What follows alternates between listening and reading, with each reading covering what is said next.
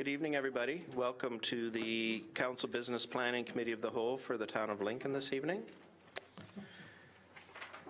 First of all, I would like to say that all members of Council here are here this evening except for Councillor McPherson, who's away. So to my far left is Councillor Diane Rajima, Councillor John Pachariva, Councillor Wayne McMillan. To my right, Mayor Sandra Easton, Councillor Dave Thompson, Councillor Lim Timmers, and Councillor Tony Brunet. We have a number of staff members here this evening. To my immediate left is our CAO, Mike Kirkopoulos. To my right is our acting clerk, Julie Kirkolas. All right, is that good? Yeah, okay, Kirkolas. In the back we have Dave Graham. He's our Director of Public Works. Shannon McKay, she's the Acting Director of Community Services. Carrie Beattie, who's our Communications Officer. Paul Diani, who's our Economic Development Officer. Oh, and I see Angela showed up. Angela Safani, she's the Director of our Finance Department. And Matt Bruder, the Associate Director of Planning.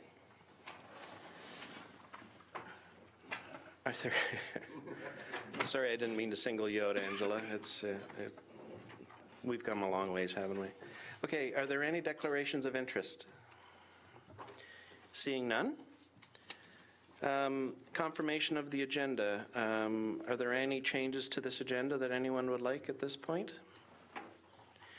Seeing none, we're going to start into our first part of the meeting, and that would be a delegation from Mr. Mark Brickle, who's the Chief Administrative Officer for Niagara Peninsula Conservation Authority.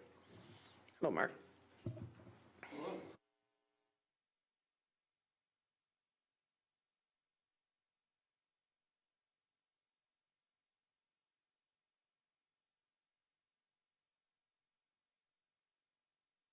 Make sure you have the microphone and the red light on. Thank you.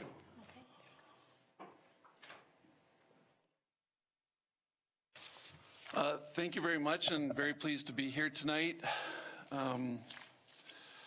Conservation Authority has been in the news a lot lately, and you've probably heard a lot about us, but you know what? There's a lot of good stuff going on, and I'm very fortunate I get to work with the staff and we get to focus on the good stuff. So that's what we're here to talk to you about tonight. Thanks to a solid strategic plan and our board's commitment to implementing that plan, the NPCA that exists today is more professional, better and managed, more customer and stakeholder focused, more transparent and more accountable than ever before. In addition, we have made significant investments in our parks and campgrounds with more to come. Importantly, our staff now have the tools and resources necessary to do their work. Costs have been controlled and revenues are up substantially, and we continue along the path of continuous improvement. That being said, the best is still to come. That's what I'm really here to talk to you about tonight. You may have heard recently that we've announced 8 initiatives that our board has approved in principle. And this is how we want to start moving forward and start to reconnect with the people of the watershed, the people of Niagara, and the people of Lincoln. To be honest, without all the heavy lifting that's been done over the last 3 or 4 years to fundamentally reposition and refocus the Conservation Authority, the 8 initiatives that I'm going to share with you tonight would not even be possible. The organization that existed, I know when I got there in 2014, it was shocking to see what we didn't have as an organization. Things like an HR function, proper financial management systems, proper project management systems, no capital budget, no capital planning. It just wasn't there. And it's not that the people who are working there were doing anything horrible, it's that they just weren't focused on those things. They were focused on some other things. So over the last 3 or 4 years through the business plan, we've seen that we now do plan. We actually have business plans. We have strategic plans, and we're starting the process for our next strategic plan right now. It's just getting underway, and we look forward to coming back to you to hear from you in that respect as well. But the 8 initiatives that we're going to share, and we've received tremendous feedback from the community with respect to these initiatives. This really puts a stake in the sand and says that we are ready to move forward, and we look forward to engaging the people of the watershed as we do so. Our waters, our lands, our legacy, our life. So these, in fact, are the biggest, boldest, most robust initiatives ever put forward by the NPCA. Again, these are not initiatives that could have been put forward 10 years ago or 5 years ago or even 2 years ago for that matter. We had to be ready for it. And if you look at the hashtag, I love NPCA, you know, our staff is starting to feel good about themselves, and I certainly feel good about the organization that I serve. Credit your counselor, Paul McPherson, who's a board member of ours, with making this the #1 initiative. When we first listed them, we hadn't put them in any priority order, but it was Paul who said to us, we need to make this our first priority, a new partnership and dialogue with the people of the watershed. We think that's really important, that it is time for us to take responsibility for initiating that new partnership, that new dialogue, to reach out to people who perhaps feel alienated or disconnected or feel uncertain about who we are and what we are. We've decided we need to take responsibility for reaching out to people, and that's all the stakeholders that we deal with, whether they're landowners or farmers, whether it's education, whether it's environmentalists and conservationists. Whoever it is, we feel we need to take responsibility for reconnecting with the people of the watershed and make sure that we are undertaking the work to restore the good name and reputation of this organization.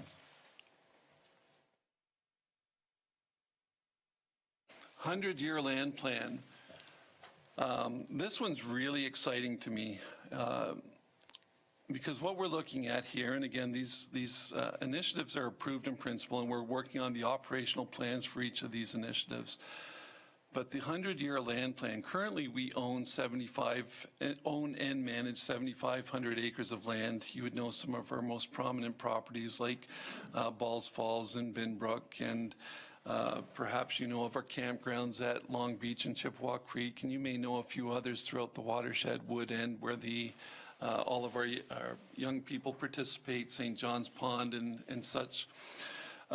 But this plan says that we're going to try to acquire another 25,000 to 40,000 acres over the next 100 years. That's 250 acres per year, trying to grow it by 3 to 4 times of what we currently have. And that's really important. It recognizes that we're planning for future generations, that we know Niagara's supposed to grow by another 200,000 people or so in that time. And we need to make sure that we are conserving key lands that protect our biodiversity throughout the watershed. This is important for so many reasons. We're not going to do any of this through expropriation. This is not an expropriation plan. This is not about us trying to force our way. We're going to look for legacy land donations. We're going to look for large parcels of land that we can acquire, some of them that we can just simply do restoration work and restore them over a period of time. But the idea is for us to really make sure that we have solid land holdings that will serve the people for many, many years to come.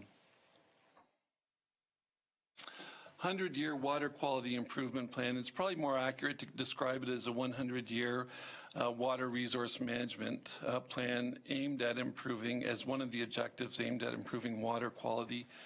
We are responsible for monitoring and reporting on water quality throughout the watershed, and you may or may not know, but Niagara, like most of Southern Ontario, actually scores very poorly with respect to its water quality throughout the watershed. And yet as we've reported on that, we've always thought, well, what are we going to do about that? And is there anything we can do about that? So this plan actually says it's time for us to take a look at that. What can we do to improve that? How can we work with the farming community? How can we work with other landowners? What kind of restoration work can we do? What kind of buffers can we create around creeks and waterways? And how can we gradually improve water quality over time and manage our most precious resource more effectively? Again, to do it in a 100-year, if you just tried to do it in a 1 or 2 year horizon, you just don't see the benefits. You have to have a long-range commitment to that water quality effort, and you have to. It's going to be a series of 5 to 10 year plans, I suspect. You may have heard of this one. It's our intention to figure out how to plant 1 million trees and 3 million native species, and we'd like to be able to do that every 6 or 7 years. This one came about in part because we felt really good. We were at a meeting with Conservation Ontario, the chair, Sandy Annunziata, and myself. We were meeting with Conservation Ontario, and we sat down with one of the new CAOs there, from, I believe it was Natawassaga. And we got talking about, we felt really good. We'd planted 70,000 trees this year, and we thought, that's pretty cool. And then we got talking to Doug Hevner there. And he said, well, yeah, that's pretty great, but we plant somewhere around 150, 200,000 trees a year. So we didn't feel so good anymore. But I thought, doing the math really quickly, that means, okay, if we can learn to do this, we can learn to do it every 5 to 7 years. And the appropriate ratio would be 3 million native species plants as well. The response we've had to this has been phenomenal. The tree canopy in Niagara is down around 17%. The ideal from an environmental or green perspective would be somewhere around 30%. But if we can lift that even back into the 20% range or 22%, 23% over the next little while and plant 1 million trees every 7 years or so, that would be pretty phenomenal. And we really look forward to working on that. We've heard from a number of corporations who want to be sponsors of that. We've heard from groups like the Boy Scouts who want to get involved with that. We've heard from the education sector how they want to get involved with that. But planting those trees is critical to air quality and water quality improvement as well, not to mention quality of life. So we really look forward to embracing that one, and hopefully we can work closely with you on that as well, because the level of enthusiasm and excitement is really significant. A lead role in climate change mitigation. I mean, this is obviously all parties need to come to the table, and we will not be the only ones there. But to be clear, we want to play a lead role in it. It's so foundational to what we do with respect to the watershed and to how we manage water. Conservation authorities actually came into place in the 40s, largely because we came to realize that not so much because of climate change at that time, but because of all the clear cutting that had taken place, that water runs freely when there's nothing to stop it, when there's no trees, when there's no vegetation. And let's be clear, the clear cutting that took place was for very pragmatic reasons. We needed food. We were a rural agricultural community who needed its food, and therefore we cut down a lot of trees, and we've been obviously the food basket and bread basket, certainly fruit basket for much of Canada. That having been said, Hurricane Hazel demonstrated exactly the power of water in the 50s, and so from that, conservation authorities have ever since played a key role in that. And that's one of the most important responsibilities we have. We know our role is going to grow in that. No longer can we deny that climate change is happening, and there's no need to argue about who's causing it, but it is time to figure out how we can better mitigate against it. And we will certainly be at the table in that respect. Leading and learning organization. This is important to us internally as an organization, but it's also important to the community.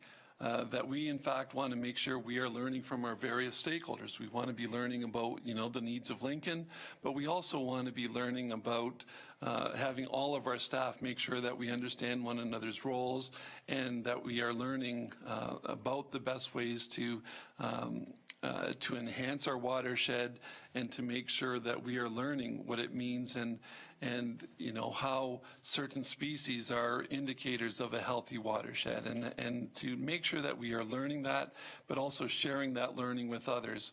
literally from cradle to grave, that we are reaching out to people of all ages and figuring out ways to get people to become more aware of the sensitive nature of the watershed and the kinds of things that we can do, whether you're a municipality, whether you are a learning organization, whether you're a corporation, whether you are an environmental or conservation club.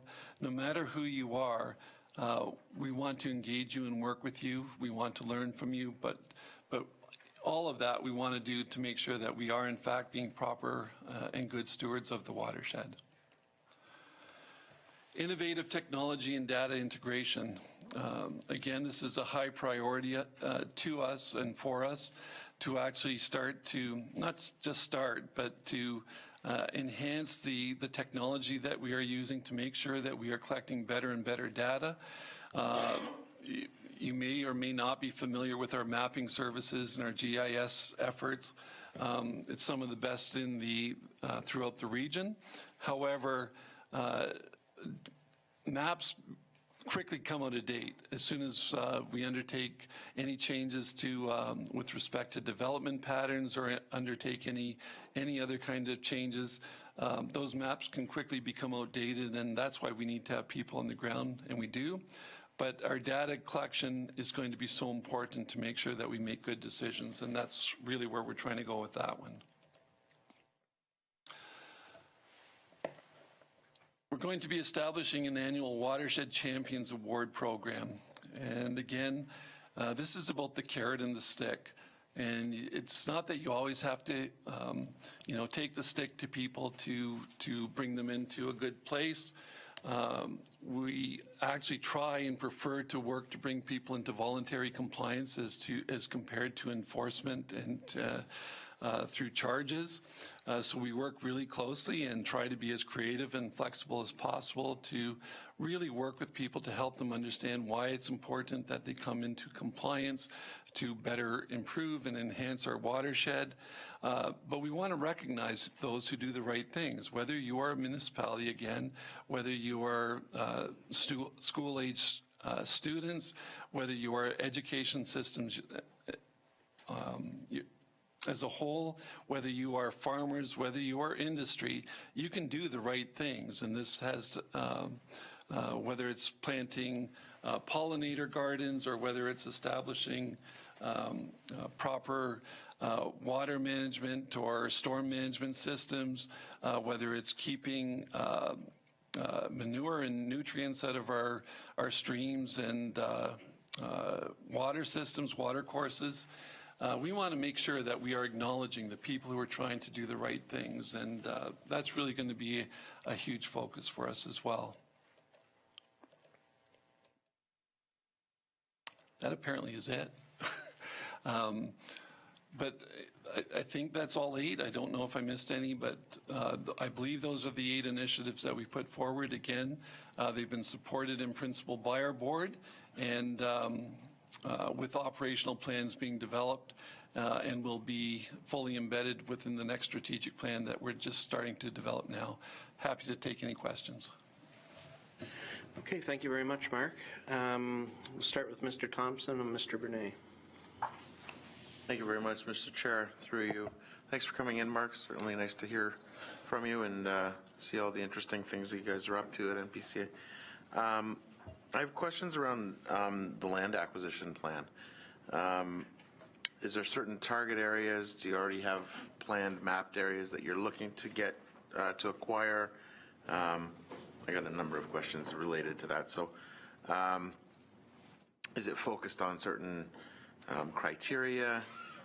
Is it, certain topography or certain species features or, functionality, or how do you determine that? Like, sure. Great question, and I really appreciate it. We do have land acquisition criteria that we do follow. I think through this process, it's going to be even further developed and enhanced to bring greater clarity. We are looking for example, two of the driving priorities is going to be to enhance wildlife migration corridors, and to make it sure that we have those in place, as well as to enhance the actual wildlife habitat. Those will be kind of really important.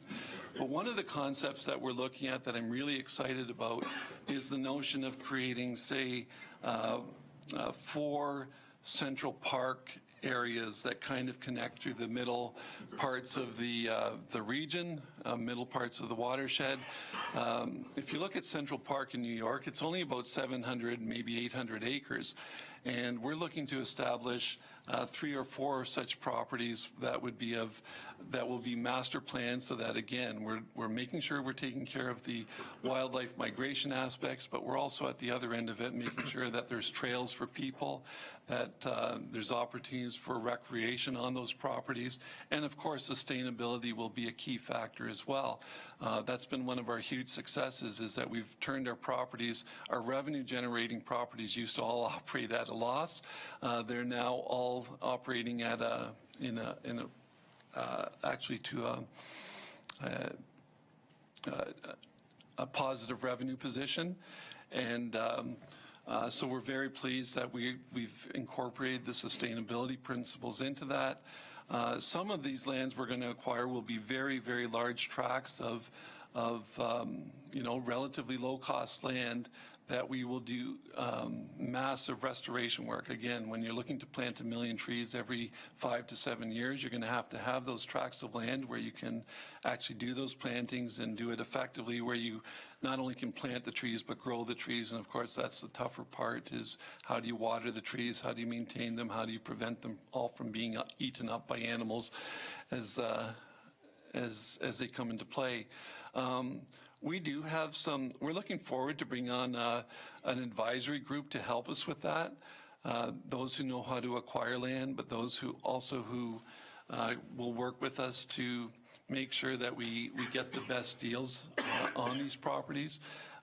We have some thoughts about certain types of lands that may be available that I would not want to talk about here, because obviously that will just drive the price up, and we can't afford that right now. So we do have some pretty clear thoughts about where we want to go with that.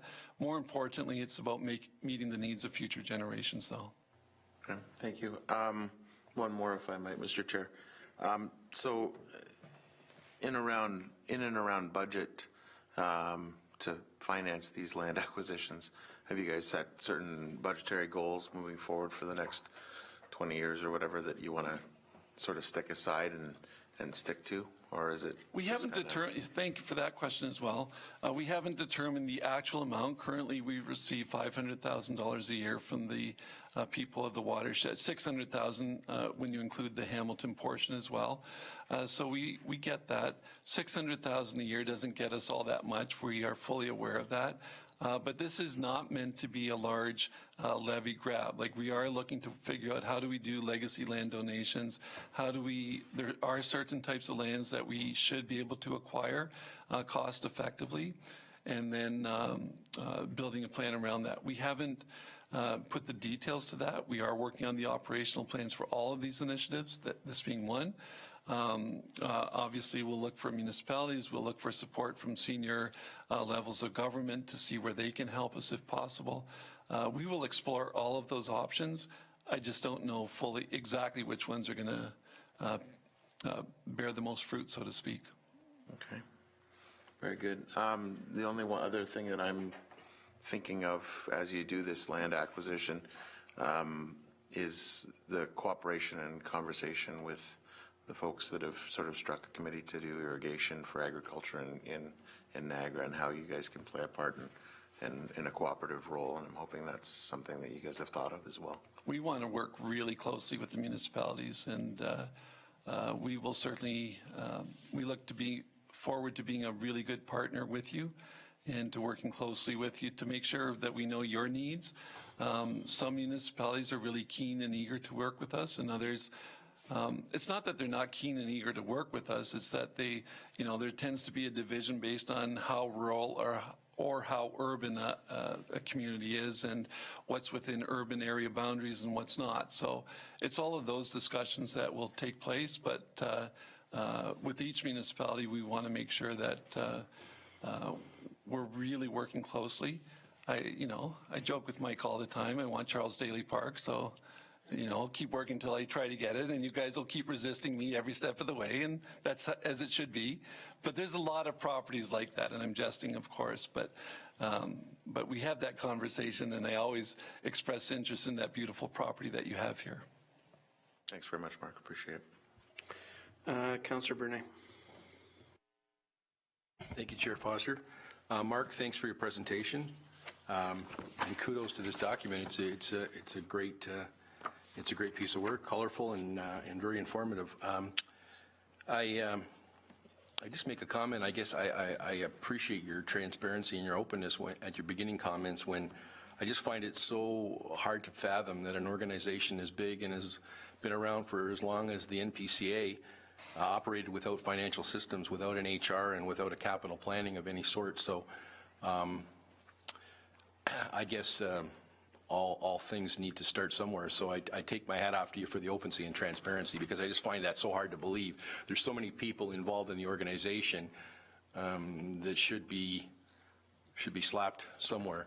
I was frankly shocked when I arrived at the organization to see many of the fundamental core management and business systems not in place at the organization. I just find it hard to fathom, but Really is. I appreciate you starting your presentation off with the fact that you recognize that and you're turning the corner and moving forward, and this document and some of these. And I don't find it surprising that Councillor McPherson would be the person standing in front of the train saying that we need to partner and dialogue with the people of the watershed. So I take my hat off to you for that as well. My question through you, Mr. Chair, really is around something that's closer to home.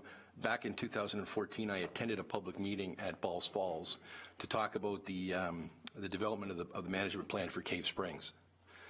So I know there's been 2014, 2016, you had a number of public meetings, and I'm on your website here, and I see that it went to the NPC board approval first quarter in 2016.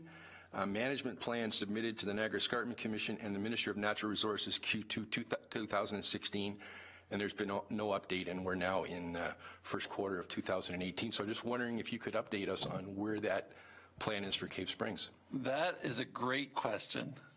It truly is. Anyone who's working with the Niagara Escarpment Commission these days knows how challenging it is. We submitted that plan, I believe it was February of 2016, after 2.5 years of work, following very closely the Niagara Escarpment Parks and Open Space Systems manual put out by NEC to actually say this is the process you must follow. We followed that process, really did so enthusiastically, put a lot of time and effort into building that plan with the community, submitted it in 2016, and of course, NEC was not even sitting until November of, sorry, that was in 2017 when we submitted, was it not? Yeah, it would have been early 2017 we submitted, almost a year ago, and then in NEC did not sit until I believe it was November of 2017. In the meantime, the Act actually changed. They updated the Niagara Escarpment Plan, and they've now come back to us and said, well, we want you to make some further changes before we will even consider this. So it's frankly a bureaucratic nightmare, and it really discourages groups like ours from developing these management plans along the escarpment. I share that with you candidly. To be honest, I'm pretty upset about the Niagara Escarpment Commission and the way they've handled that so far. Hopefully we will have that approved, though, by the end of this year. Okay, thank you. So we've heard a number of times this evening that you mentioned that you look forward to working with the municipality, and I think it goes both ways. So we look forward to having good communication and dialogue. Thank you for coming. Thank you, Councillor. Thanks, Chair Foster. Thanks for coming, Mark. Councillor Bernay stole my Cave Springs question, but having it's ended the same thing. But I've got a couple more. Great handout here. And, I would just like to say that, the town of Lincoln would be willing to work with you on helping to establish your 1 million tree and 3 million native species initiative. We've had a couple groups in with subdivisions and plans at Prudhome's, and a lot of the environmentalists want native species established, not foreign ones, because of the effects that they might have. So, I mean, we've got a couple areas. Off the top of my head, there's a few parks that could use trees, and would love to work with you on establishing that because of the health benefits of, the tree canopy and the taking out of pollutants and things like that. One of the other things, too, was with respect to the 100-year quality improvement plan. My day job takes me all over the province driving about, and I noticed when I was in Guelph on Monday, and they have a big sign about their source water protection plan. Hoping that the MPC might work with the municipalities in Niagara to establish plans like this, or if there are in place, there doesn't seem to be a lot of communication about that. Thank you for that, that observation. Our board is also the Source Water Protection Authority for this area. And you may not be as familiar with it because, of course, that impacts Port Colborne, that impacts Niagara Falls, that impacts Thorold. And so therefore, you may not be as aware of the work that's being done in that area. But yeah, we actually have a really wonderful Source Protection Authority. We have a committee in this area, well established, doing great work. You may very well want to have Jamie Campbell, one of our staff members, come and do a presentation on the work that they're doing. It's really quite exceptional, and you'll be very pleased to see the work that is being done for source water protection. Great question, though. Okay, thanks. And just one more. Just wondering, having been involved with the opening of the Jordan Harbor Conservation Area and the grandiose plans to link Jordan Harbor with Balls Falls, is that part of, future plans, the land acquisition? There was plans for a boardwalk. I mean, working with the town, doing like the city of Stratford did to, reestablish the train trellis, which would give you connectivities to both sides of the valley. Then the boardwalk could go in, and then that could link up to our boardwalk that's going in at Prudhoe. So I think there's a lot of opportunity available. Thank you. We are keenly interested. We assume that a management plan for Jordan Harbor will be one of our next, and we like the connectivity both as we move towards Balls Falls and towards Prudhoe. We think there's really exciting possibilities starting to emerge. We look forward on working on that master plan with you.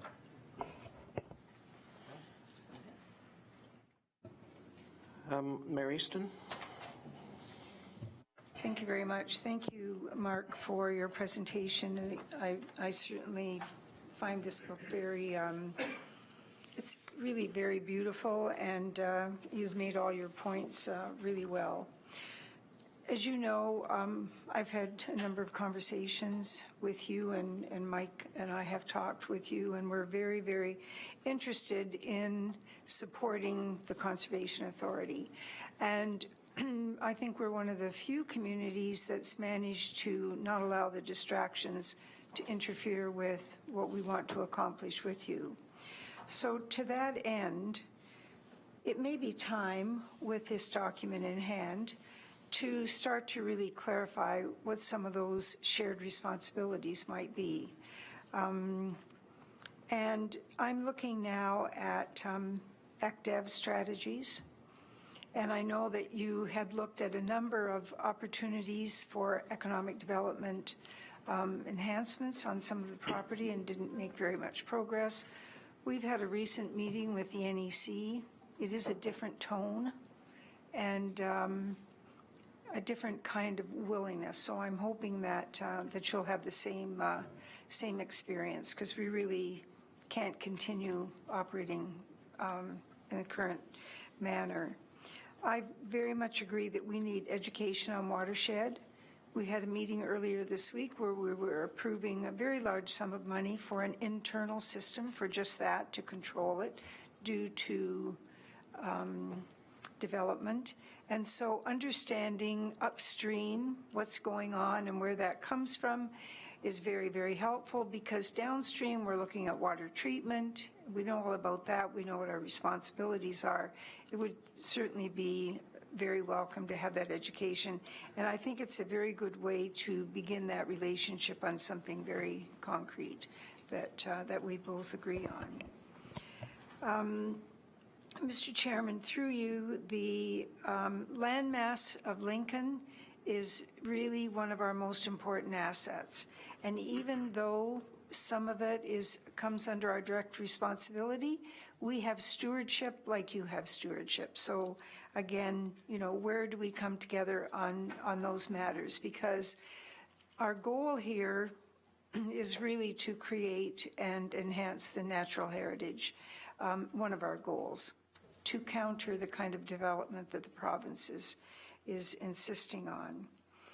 I think there may be opportunities through our 10-year capital plan, so I'll refer to Councillor Pachariva's comment. And I believe that when you are coming to region to seek that extra money for land acquisition, and I think we've talked about this before, if you were able to bring that in the context of, we are working with XYZ municipality, these are the priorities that we've agreed on, I think the tone around the table would be quite different, and it would be very concrete, and you're really going there asking for the money with some soldiers with you. And I think that would be a very good position for all of us to be in. And certainly the comfort level in making those decisions, I believe it would improve over time. I love the idea of the tree planting. I'm curious to know whether, if I have you come and plant trees, that then I'm tacitly giving you permission to come on my land at any time. Was that a question? Sorry. Yes, it's a question. Obviously not, no. Okay. I'm just curious, because that's always been a little bit of a sore point, but it's one of those old ones. Yeah. So I come now to the MNR. This really is a thorn in our side.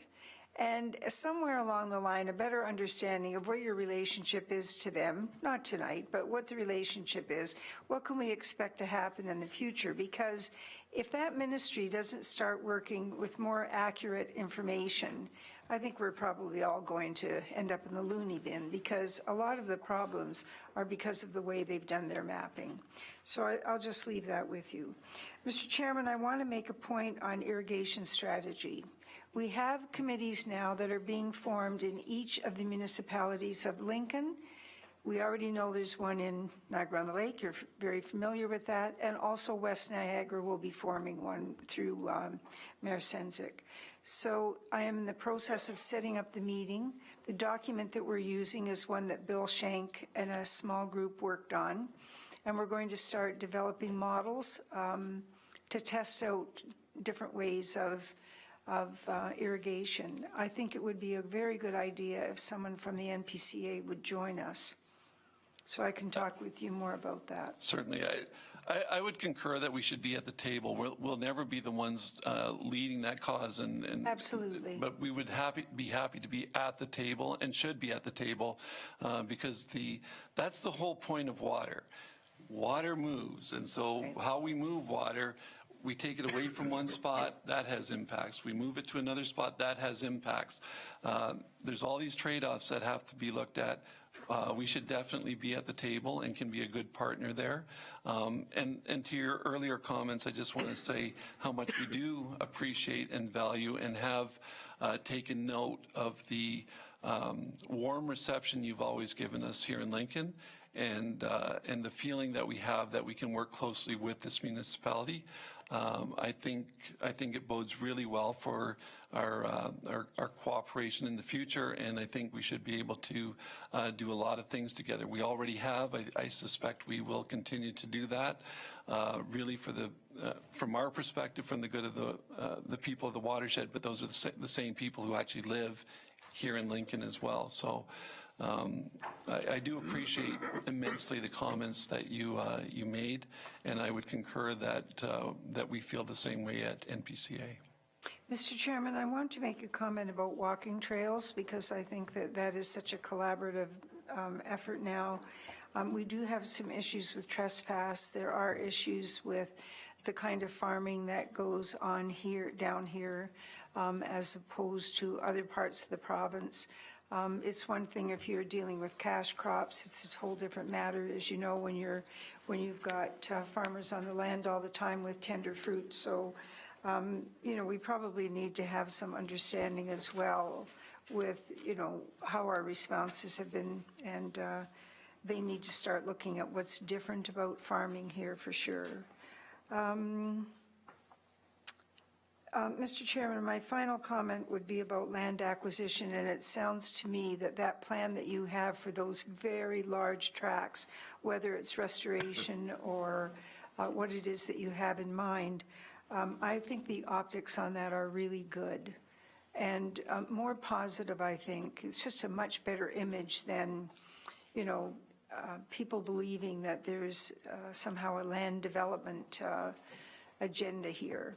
So I really appreciated what I was hearing tonight about that, and that is certainly a concept I hadn't heard before. So very good work, and congratulations to your team, and let's hope things calm down for good now. Thank you, Mayor. Thank you, Mr. Chairman. Councillor McMillan. Thank you, Mr. Chairman. Mark, thanks very much for being here tonight. It's been a very important half hour that 45 minutes we spent with you tonight, because I think it is critical that you get the positive message out to all the concerned people that you deal with. And what you had to say tonight is very positive. Sometimes all that we know about your organization is what we read in the newspaper, and it is not always good press, and there is always that elephant in the room that nobody wants to talk about. So what you have brought forward tonight is very, very positive, and I'm really enthusiastic about that. And I will leave the meeting tonight with a much more positive feeling and attitude towards the Conservation Authority because of what you've had to say tonight. So thank you very much for that. It makes me feel that much better about the work that you're doing. So thank you. Thank you, Councillor. Councillor Patruby, you had a quick point? I do have a quick question, Chair Foster, thank you, and I'd be remiss if I didn't ask, because this is one of my personal crusades since my days at university. But I noticed, too, that the Grand River Conservation Authority does a really good job of working with the municipalities to establish living snow fences. I've been on this with our, as infrastructure chair, to try to establish that premise in the town of Lincoln. We don't have the staff or the resources to do that, but hoping, hopefully someone at the Conservation Authority might be able to work with us to kind of establish these. I mean, the possibilities are limitless at reducing the amount of salt used, the amount of workload used, and then also providing that, canopy to the farmers, stopping soil erosion. Benefits are limitless. So we just need an education process and someone to help us with it. So hopefully, Mark, that's you guys. You've planted a great seed. Great thought. Thank you. Councillor Timmers. we want to cut him off. Councillor Timmers. Thank you, Chair Foster, through you to the delegation. Thank you for coming out tonight. I'm coming from a little bit of a different background as someone who owns a farm and has some conservation land on our farm. And I got a little nervous with your comment about expanding the boundaries around the creeks. And I think we have to be really cognizant of the farmers. A lot of farmers with the buffers that are around the creeks now are losing land every year because the creek, like you said, water moves and it expands and it expands. And I've got a farmer in my neighborhoods who's now lost about 5 acres, and every year he's losing more. So I think we have to be really cognizant of bringing those farmers to the table and understanding what their needs are around these creeks and buffers. And if you could just elaborate a little bit on that, your comment on expanding those buffers? Yeah, without knowing the specific, thank you for the question, without knowing the specific situation that you're referring to, most of the buffers we're speaking about tend to be like 20, 25 feet. Like, we're not looking at massive buffers everywhere. We don't even do it properly on our own properties. We've got a property at St. John's, I can tell you, that we should have at least a 20-foot buffer around that one, and it would be very helpful for the creek, because especially if you're looking at the 12-Mile Creek, the only cold creek in Coldwater Creek, throughout the Niagara Peninsula watershed, we have to do all kinds of things to make sure that we maintain that cold water. And so it's tricky, but we're not even doing the best things that we could do on that property. If you're looking at 5 acres, and I'd have to know the circumstances to know exactly what's going on with that, but typically we're looking at, along the creek edge, not mowing it right to the very edge of the creek, but you may have a different situation that you're referring to, and I'd be happy to discuss that one with you later. Yeah, I just think I want the farmers to have a voice and make sure that their comments are taken, because farming up to the creek bed keeps it as well. It maintains it. So if you expand the creek bed, they have to farm further and further and further back. And if you have a creek that runs right through your property, like I do, you lose land all along the edge of that creek. So certainly, thank you. And again, I would want to say this. I think one of the things that happened, I don't know, at some point, was that we were not listening to all stakeholders, and that we were missing some key voices. And I would say that farmers may have been one of those voices that we were not hearing properly. So we have invited farmers to be on our NPC advisory committee. We look forward to actually having, when you see us undertake our strategic planning initiative, you're going to see that we're actually going to have sessions specifically for the farming and agricultural community.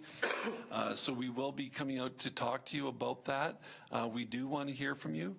Our commitment in establishing that dialogue is not just that we are there to talk to you, but rather that we make sure that we are there to listen, and that we are there to understand, and that we are able to communicate back to you that we actually understand what you're saying. So I look forward to that dialogue. I look forward to meeting with any farmers or stakeholders.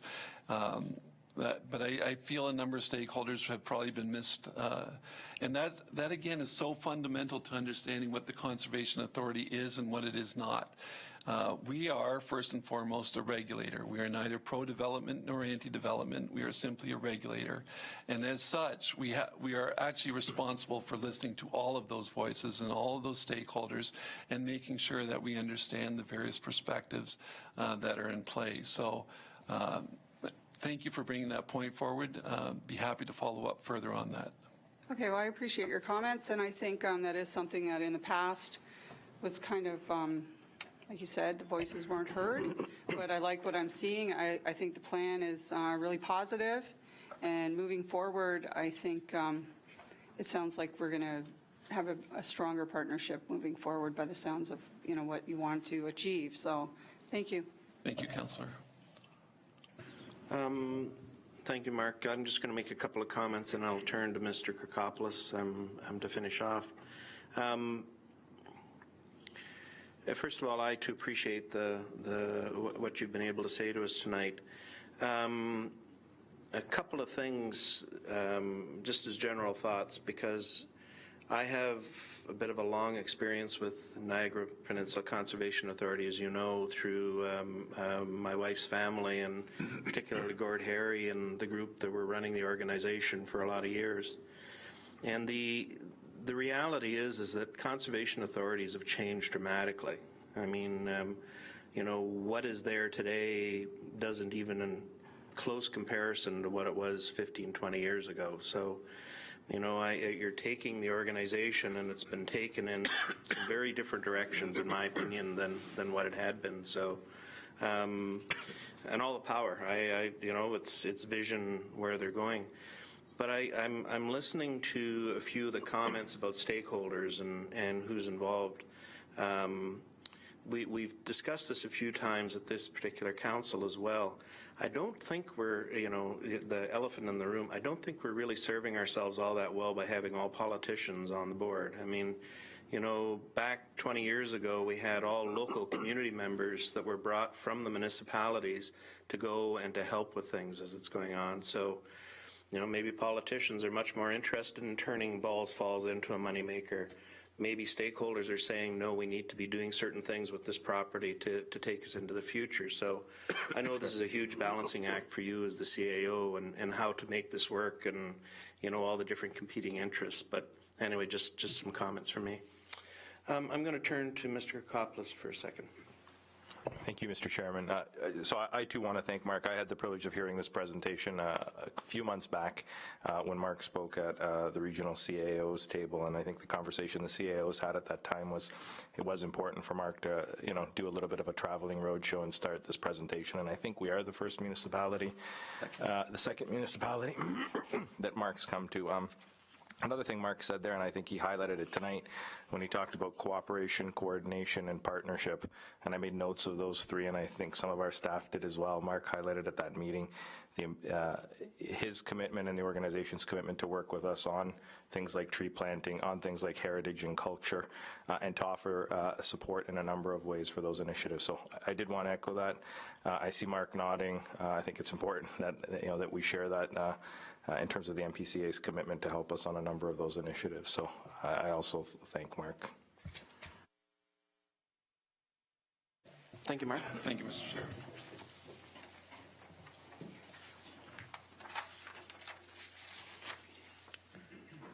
I have a motion moved by Councillor Timmers and seconded by Councillor Bernay that the presentation by Mr. Mark Brickell, Niagara Peninsula Conservation Authority, regarding NPCA initiatives be received for information.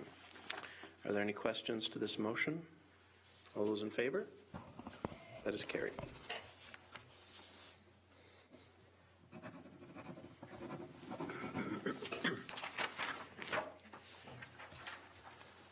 Our second item this evening is a presentation regarding the Economic Development Strategy, Employment Land Analysis, and Community Improvement Plan. Its presentation will be provided by, we have 4 gentlemen here this evening. We've got 3 on the list. So can each one of you introduce yourself just so that our clerk can get all the names, please? I'm John Tennant, co-founder and partner in the Global Investment Attraction Group. Excuse me, John Hack. I'm with Sierra Planning and Management. And Bill Elliott, I'm with Global Investment Attraction Group. And I should introduce my colleague Al Kent, who's just sat behind, who did a great job this afternoon in running the workshop with community members. And I know my colleagues were here as well.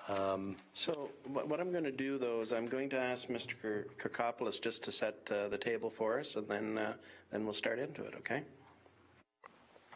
Through you, Mr. Chairman, this council has been heavily in support of economic development. I don't think that comes as a surprise to anyone around this particular table.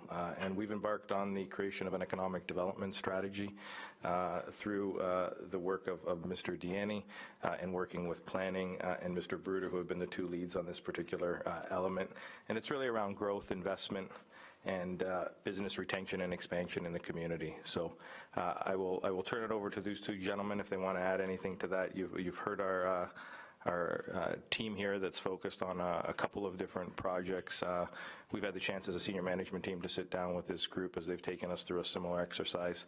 And so this is an opportunity for council to go through an exercise to share some of your thoughts and perspectives. And so I'll turn it over to the team. Thank you, Chair. Through you to the committee.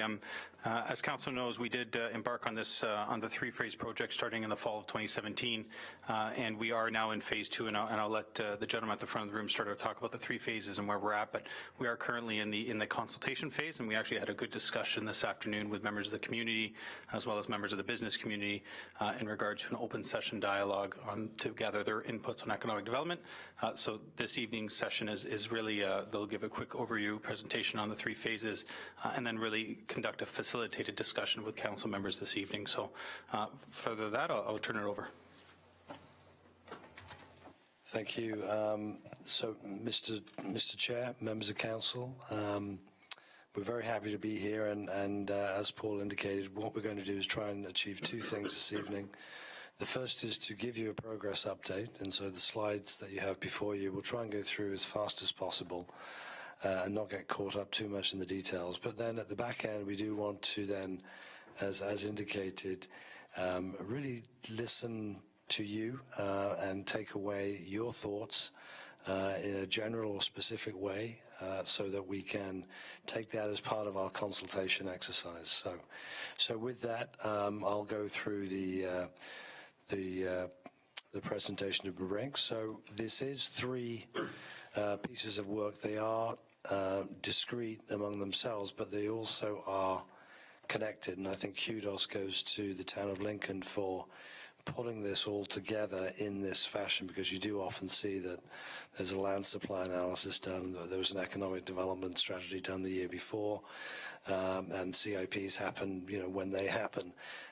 We have the opportunity, I think, as part of our process here, to make sure that the work that we've been doing on understanding land supply and land demand for employment-related uses can feed the economic development strategy, and vice versa, so that we know what sort of land we want to protect for what kind of employment. And the CIP is really a policy outcome of all of that as well. So with any luck, by June, when we are reporting, we'll have a very integrated set of discrete projects, but something that's larger than the sum of its parts. The other aspect is that this is about organic growth, but it's also about inward investment as well. And we also want to make sure that the work's being done in a way which parallels the manner in which the region is also doing its work. We don't see a lot of value in taking a different methodology that's then going to mean that when we disappear, you and your staff then have to justify the particular approaches taken. So we do want to make sure that we have a complementarity to that as well. In terms of the team, you've met those who were there this afternoon would have met other members of the team, but Sierra Planning and Management, that's myself and Al, are overseeing the entire project, but we are not the experts in economic development. The two gentlemen and another colleague from Global Investment Interaction are, as it relates to economic development strategy development themselves, but the two firms together provide all of those services that I just spoke to. So in terms of the work plan, we have been working on this since the late fall, and we are in phase 2, the consultation and stakeholder engagement phase. This is true for all three projects, with the exception that the CIP project, that is an Employment Lands and Rural Areas CIP, is one that we need to do some more specific consultation to, for example, to take on board some of the views of the farming community and agricultural landowners more generally, as well as those within the urban areas. So that will continue while we continue to write up some of the other pieces of work. But there's a tremendous amount of background research and reporting that you can do. And there is, unless I'm mistaken, there is a report coming at the end of March on a number of items as it relates to the economic development piece in terms of the situation analysis, how Lincoln works, how the region works, what are the issues, what are the sectors that we should be focusing on. And then obviously that gets brought into the context for the stakeholder consultation that Bill Elliott, my colleague to the right, has been taking the lead on. Final reporting by the end of June, and with the exception of the CIP, which will probably come about a month later, we think. Onto the economic development strategy. I'm going to give my vocal cords just a little bit of a break and pass it to Chad. In developing the economic development strategy and action plan, there are 3 phases. The essence is we start by doing a lot of homework, research and analysis, including demographic, economic, labor, sectoral, other data, look at competitiveness, investment readiness within the community.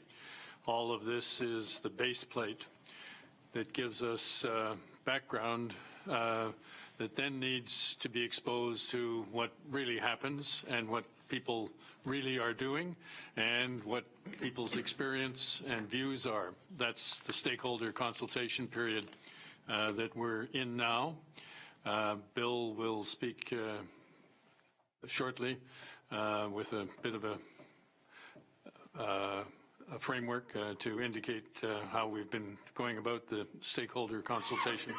But this is very much part of it, leading to us bringing together, particularly for Paul and Matt, sort of the compilation of what has been done in terms of research and the essence of what we've been hearing.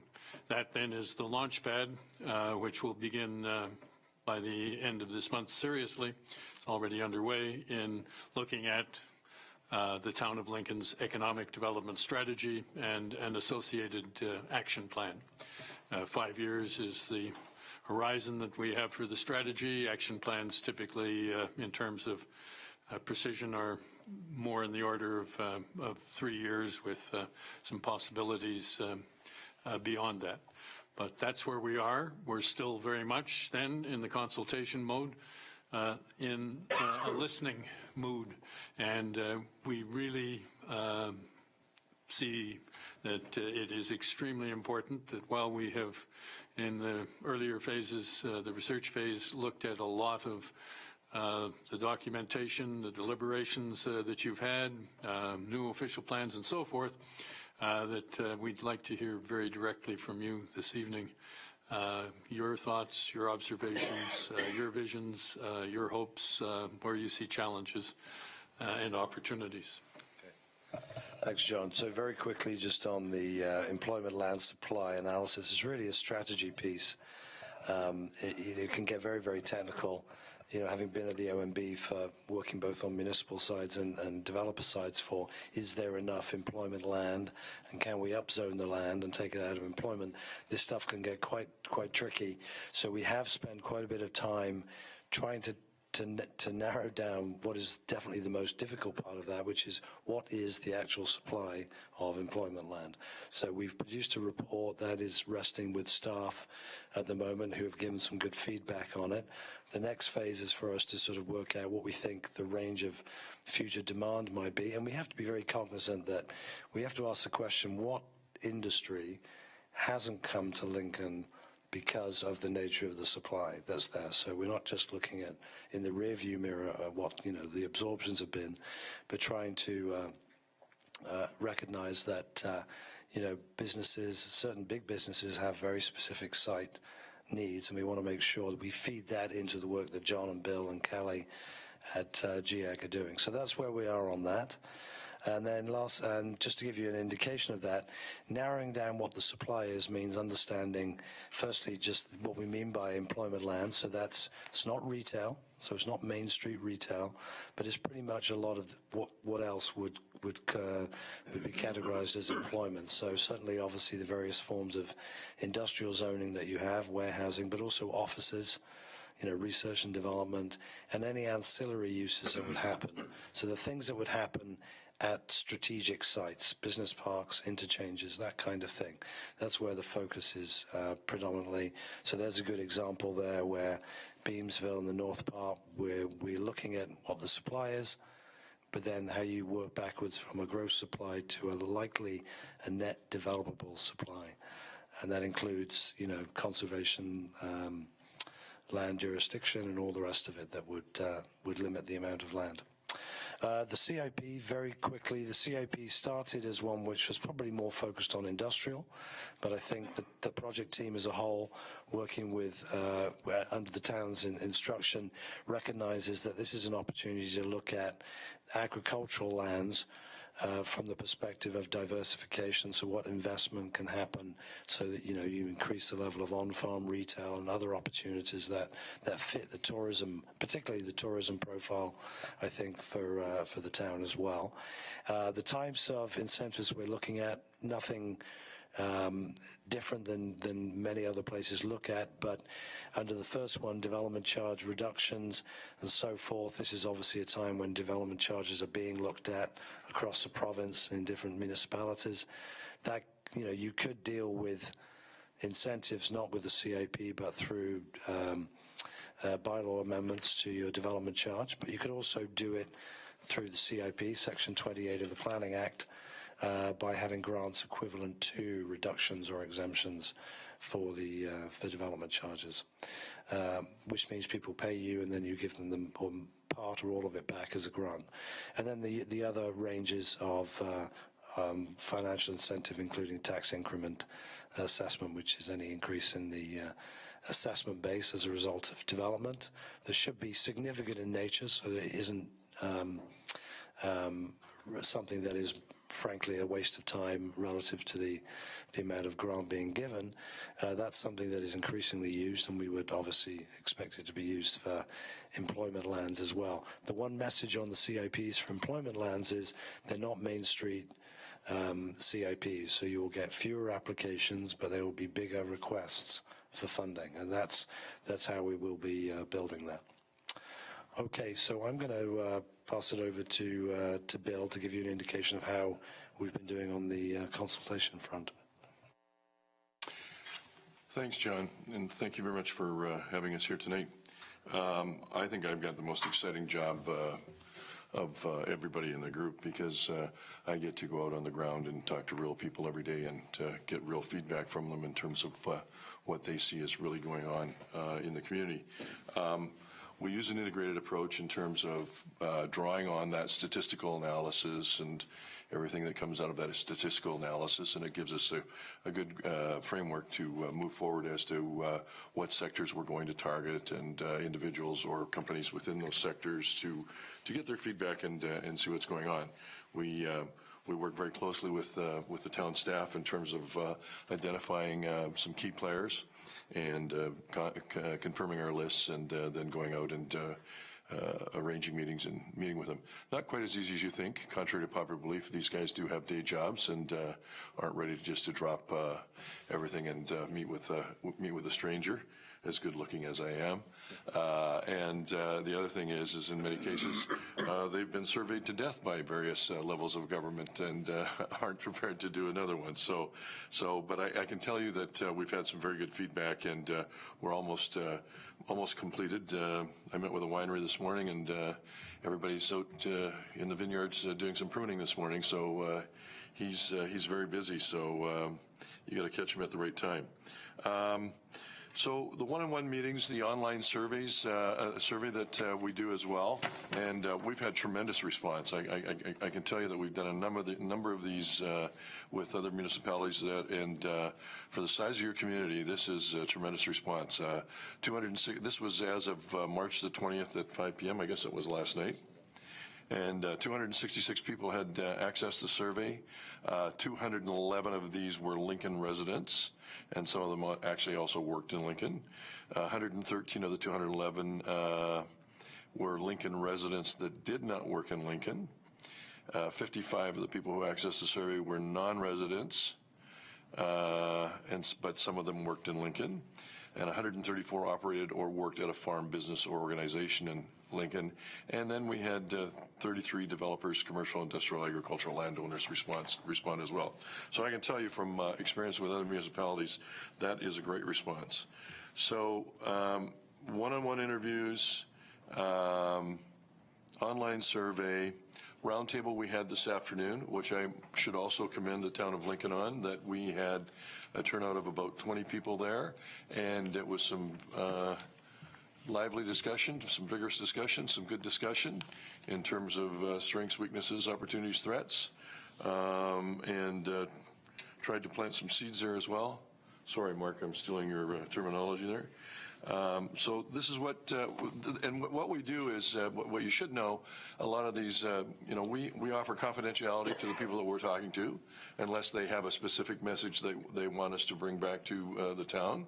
And we aggregate that information and use that to help form our report. So you can see under consultation details sort of the sectors that we went through, greenhouses, food and beverage and such. Other external stakeholders as well, so certainly talking to groups like OMAFRA, Niagara Region, business associations, and then of course internal stakeholders, and obviously we hope to get some feedback from you tonight. Next page is a busy slide, but this will give you some of the information that we're sort of getting on that online survey, and that was as of March 16th, so gives you a little bit of information there, and takes us to what we're here. Sorry, John. And one thing I think we'd underline is the online survey is open until the 26th of March. We've achieved a good level, but it certainly can be more. So we would welcome you reaching out to your constituents, friends, businesses, and others to encourage them to do so. Paul Diani has done a great deal to reach out. The word's been spread wide, but don't hesitate before the 26th to encourage others to complete it. And if I can just add, the value of these surveys are not just in asking some specific questions, but if you look, and just in relation to, for example, the CIP and the desire for development incentives, 40% of respondents there cited, whether or not it's accurate, it's less relevant, but was cited as a lack of development incentives. So that gives us good rationale to then look at that question in a bit more detail. It may be a financial thing, it may not be. It may be a range of things that we need to consider. And a recognition of things like aging population. These are the things on the margins of the kind of work that we do need to consider, because one of the things we have to do is try and tie all of this work back in to what the municipality's strategic planning process is trying to achieve over time. So how do all the pieces fit? How does your investment in recreation, for example, fit with economic development? It's a separate thing, but it supports it, and quality of life and these things. So these surveys, often filled out by residents as well as the businesses, give us another opportunity to get that level of drill down. So, we're on to the discussion questions, so Bill. Yeah, so I just want to add one other thing about the work that we're doing, and that is that there's an old saying that those that can't do teach, or those that can't do consult. So I can assure you that part of our consulting team, one of the things that differentiates us is that, yes, we have done this. We've been on the front lines. We have lived this. We have done this at a regional level, and so we know what we're talking about. Part of what we're going to do through this exercise, and we do see it in communities, and what I think makes us different from other firms, a shameless plug that we have here, is that we really want municipalities to take a look at what makes them unique and what makes them different. If you've ever taken the time to peruse economic development websites, you'll get nauseated reading it, because it's the same thing over and over and over again. And so what we want people to look at is, what are your key assets? What is it you're really, really doing here? And how do you build on them to go forward in the future, especially in a global economy and the competition and everything that's going on out there? So these are the, if we want to go through these questions one by one, I don't know the process that you want, or if you want to have some open dialogue. I was just going to say, it doesn't have to be a, please make your answers and put your pens down after 5 minutes. We can get into some of the observations that you have, perhaps, of us having heard the presentation, and we can steer that into the form of the questions and come back in that way. But, by the end of however much time you wish to give us on this, we will hopefully have some feedback from you on each of these questions. So I really turn it over to you, Mr. Chair, in terms of allowing your colleagues to start the conversation. So the one thing that you can be assured of, I'm sure there's opinions around the horseshoes, so I'm sure you're going to get it. Just out of curiosity, should any of us, like we're going to go walking away tonight and be thinking about this a little bit again, who would we contact to send any additional information to? Yeah, we're all about continuous engagement, so we don't have a problem. I really think you can send it through to any of us. We really are collegial on our team. If you wish to send it through to Bill or to me, so Mr. Koppoulis, could you make sure that we have email addresses when this is all said and done? Through Mr. Chairman, absolutely. Okay, thank you. Okay, so let's start down here with Councillor Bernay. Councillor Bernay. Thank you, Chair Foster. Gentlemen, thank you for coming. Exciting things, exciting topics, and look forward to working with you guys. So just quickly looking at some of your slides there in the SWOT analysis and the strengths and weaknesses, and none of those things really jump out at me. We all know, we're trying to develop tourism, and we have proximity to the GTA, and we have highway access. Those things are quite aware of to all of us. But and in the weaknesses, you've identified public transit, aging population, lack of incentives. High-speed internet was one that jumped out at me. But to me, and I've articulated this, we've had delegations that have gone off to China and Vietnam, and we've gone to the Netherlands, and that's all great stuff. But to me, what's really important is that if we're going to drive economic development, we have to have strong and vibrant downtown core sections. So you've been around, you've been talking. The gentleman on the far side of the table certainly made it perfectly clear that you're out talking to people one-on-one, and we have to be, aware of confidentiality. So, but just from your perspective as you drive in downtown Beamsville and downtown Vineland, and hopefully you've been there, what's your first impression? We know you're trying to do something about it. You've got CIPs, and you've got CIPs where something better can be worked towards. Okay. So let me answer that a little bit more for you. So I'm going to share something with you personally, and then it's something for you to reflect on. I moved here from Calgary in 1984. I used to own a business with 3 locations in Niagara, one in St. Catharines, one in Niagara Falls, and one in Welland. I have driven on the QEW down here for, 30-some years, and until this engagement, I had never been to Jordan. Never. Okay, and had been to Beamsville maybe once or twice because I had a friend that lived here, and that is about it, okay? Now, I can tell you my impression of Lincoln is totally different, and my neighbor, by the way, I live in Waterdown, and by the way, telling my neighbors about this area is like, did you know that there's more wineries in Lincoln than there is anywhere else? And they go, yeah, right, sure, okay? So that's the impression coming in with this, okay? So your question about downtown, sure, we get feedback on it, and our initial impression was there are a number of programs and things that can be done, and that's one of the reasons why you're looking at doing a CIP in that. So, yeah, we're aware of that. We did.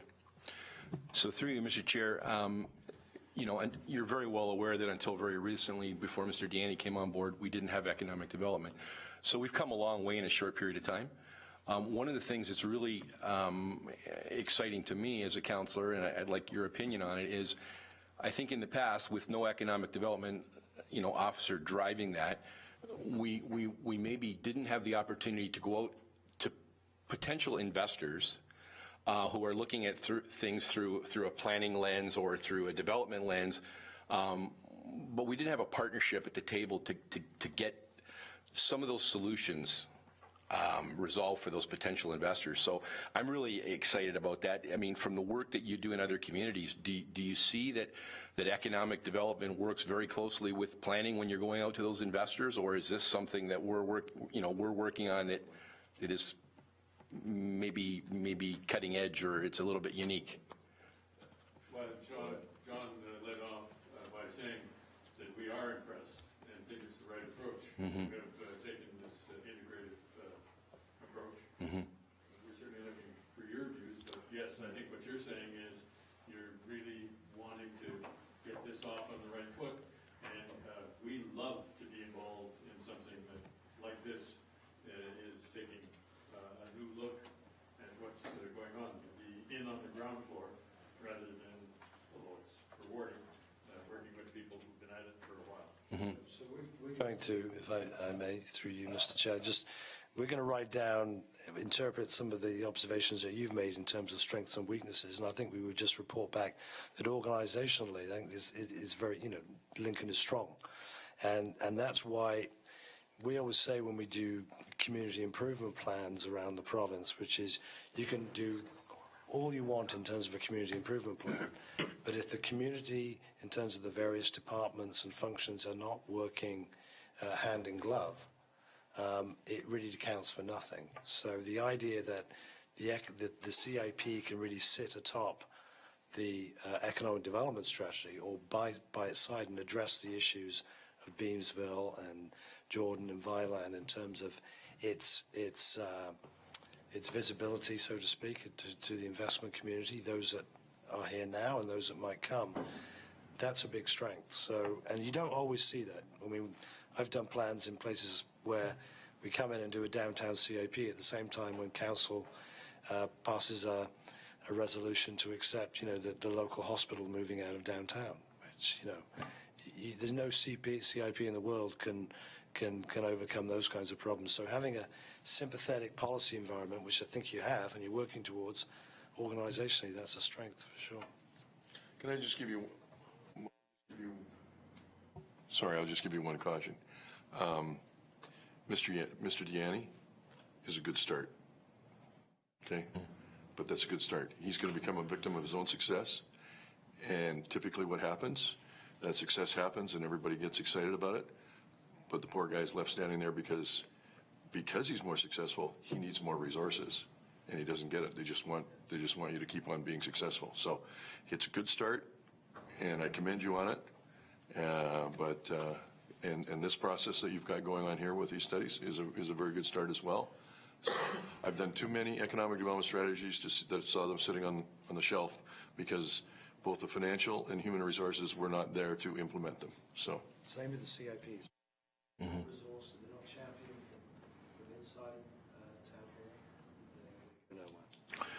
And you did say planning, working with economic development, and yes, that is very key, and yes, it doesn't always happen. It can happen, it's a plus. Yeah. Well, it's painfully obvious that the reason you guys are here is we need help. I mean, it wasn't too long ago where we were having roundtable discussions and we were having people ask us, what does open for business mean? That wasn't very long ago. So, we are coming a long way, but we need your help, and that's why you're here. So, and we really appreciate the fact that you guys are here. And nice to hear that there was a good turnout this afternoon. Thank you, Chair. Thank you. Councillor Timmers, would you like to add anything at this point? I'm just thinking Councillor Brunet touched on quite a bit there with his comments. I guess today when I was going over it, and I went over it a few times, and I was trying to identify Lincoln's weaknesses and challenges. And I'm trying not to look at what's down here, and just in my own thinking is that we are so spread out. We're quite, we have different downtowns. We have different ends of town. And then we have communities above the mountain as well. And I don't know if that's really a weakness. I guess I have a hard time figuring out how we all pull together to create economic development without just focusing on Beamsville, because we do have other communities as well. I feel like we're working independently in these areas. We're not working together. You'd made a comment about you'd driven by many, many times, but you'd never been to Jordan. And how do we pull ourselves together and put ourselves on the map? I guess that's what I identify as a weakness. And maybe that has to do with tourism, which we don't really have a plan for tourism. I don't know. I don't know if I really have a question there. Am I off base with that thinking? No, not at all. And if I can, through you, Mr. Chair, I'll just start. My colleagues can jump in. But I think that's the reality. It's a reality in many places. Certainly ones where there's been amalgamations over time as well, and it will take a generation before, they really do see themselves as one municipality. But the communities are spread out. They are self-sufficient historically, and they do have distinctions. I think with that reality, you can't really just dismiss it, but you can, in policy terms, in organizational terms, in the way you approach the official plan, the economic development strategy, just keep using the term, one town, and address that issue head on. And that's really, I think that's really the fundamental approach straight on. You have to recognize that that's what you have to be able to do, constantly talk in that fashion. But threats can be turned into opportunities, and weaknesses or perceived weaknesses can also be turned into strengths. Diversity can be used to advantage. True. So, Yes, those are helpful observations. so if I may, parochialism is alive and well in the town of Lincoln. Parochialism is alive and well in the region of Niagara. Parochialism is alive and well in the province of Ontario and in the country of Canada. It is an education process, and I have done foreign direct investment on a national level where you understand that in order to attract investment, you have to sell Canada first, you have to sell Ontario second, you have to sell Niagara region third, and then you have to sell the town of Lincoln next. It's all a microcosm. You have, so in terms of your communication and your collaboration, yes, it's important to do external communication so that people know, so that they get off of the QEW and come to Jordan, okay? But it's even more important that you do internal communication. So like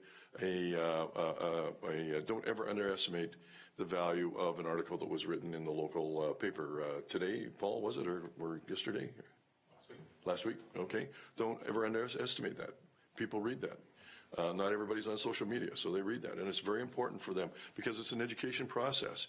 The more people are educated and know what's going on in the community and how those things affect everybody in the community, the easier it is to start to have collaboration saying, yeah, it's not all about me. If we do something down here, it's going to benefit all of us. And so it's an internal thing, and it's not easy. But you got to do it. Very good. Well, thank you very much. Just one other question. Through the survey, it seems it was very successful, really good, response. Were you able to track, where the responses, where there were more within the town? Was it kind of different areas equally, or I guess Beamsville probably had more? I don't know. But we do have that. Yeah, we'll get back to you on that, but I think we can. Okay, just curious, who responded from what areas and how equal it was or unequal, or where the biggest response came from. It just kind of interest to me, so. Yeah. Okay, thank you very much. I would just add, when you do that though, Yes? if we do sort of plot postal code type approaches, you also need to, because the question then is, why is it so concentrated here? And it may just be there are more people there. True. So you kind of have to take the census profile and see what the various dissemination areas have by way of population distribution. That's just it just needs to be done on that basis, just in case it was everyone from the downtown that was making comments. Very good. Thank you very much. Thank you, Councillor Timmers. Councillor Thompson. Thank you, Mr. Chair. Through looking at all these questions, certainly there's a lot of points that sort of strike me as strengths and weaknesses. From a strengths perspective, certainly we have a good proximity to the U.S., a good proximity to Hamilton, Toronto, a fairly decent transportation corridor to those areas. We have a huge number of innovative entrepreneurs in this community, some of which are just unknown. There's a vast knowledge base. There's a lot of experts here in a lot of ag tech, ag manufacturing fields, and quite likely a number of other fields that I'm not necessarily aware of. But I know there's a huge knowledge base here.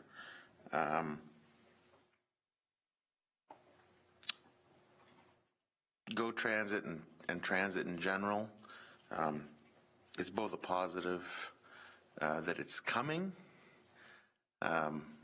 could be perceived as a negative if it goes past us and doesn't really stop enough. So that's something that we have to try and encourage from a tourism standpoint. Certainly getting people off of that GO train into our community for the tourism end of things.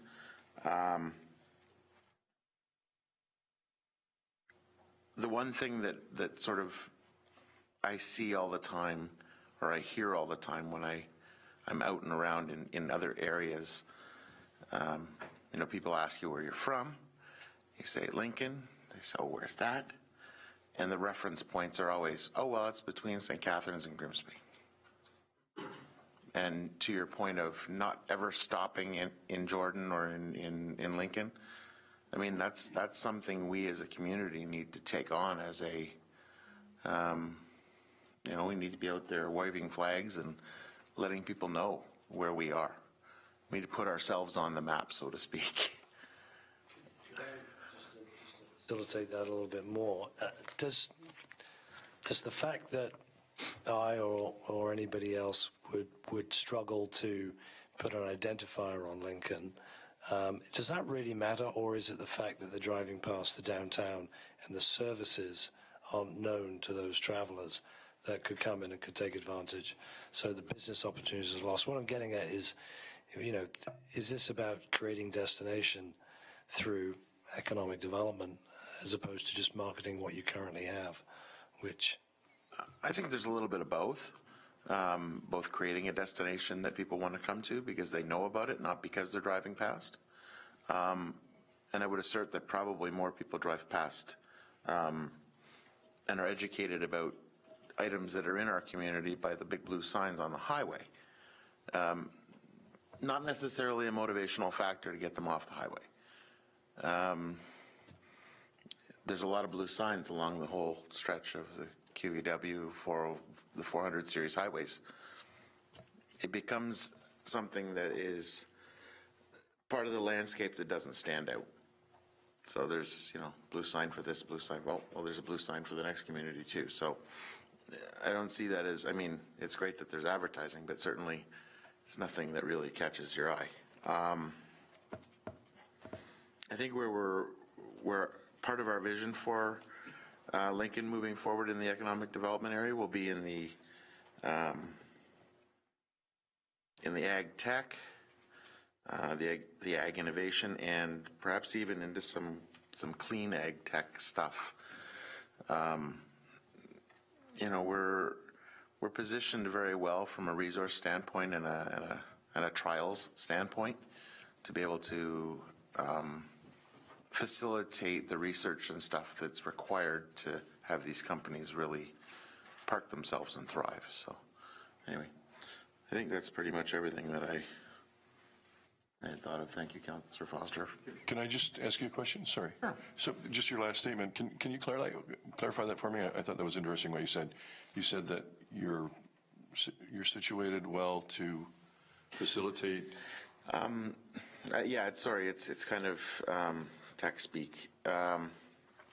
So for example, if you're developing I'll use an example that I'm very, very familiar with, a piece of ag software, right? For example, you need functioning businesses to do your trials on. Right. So there's a huge resource of those type of businesses in a very wide variety of agricultural operations that would be fodder for a tech company to come in and say, hey, we're going to set up shop here. We need to work to develop and refine our product.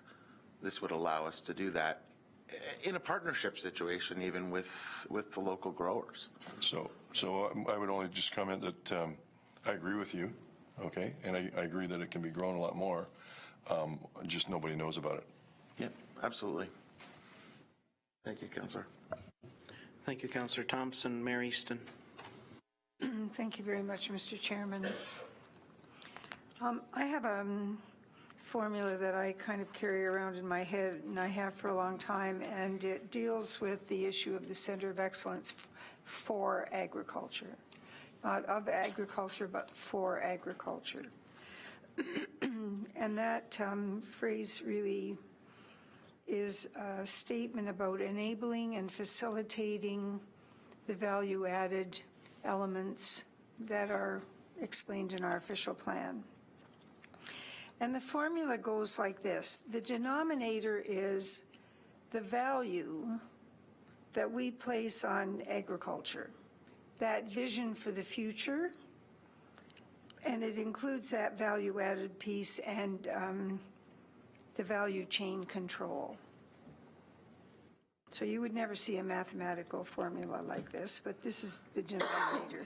The bottom line for me is if you don't put value on the biggest asset that you've got, you're certainly never going to convince anybody else.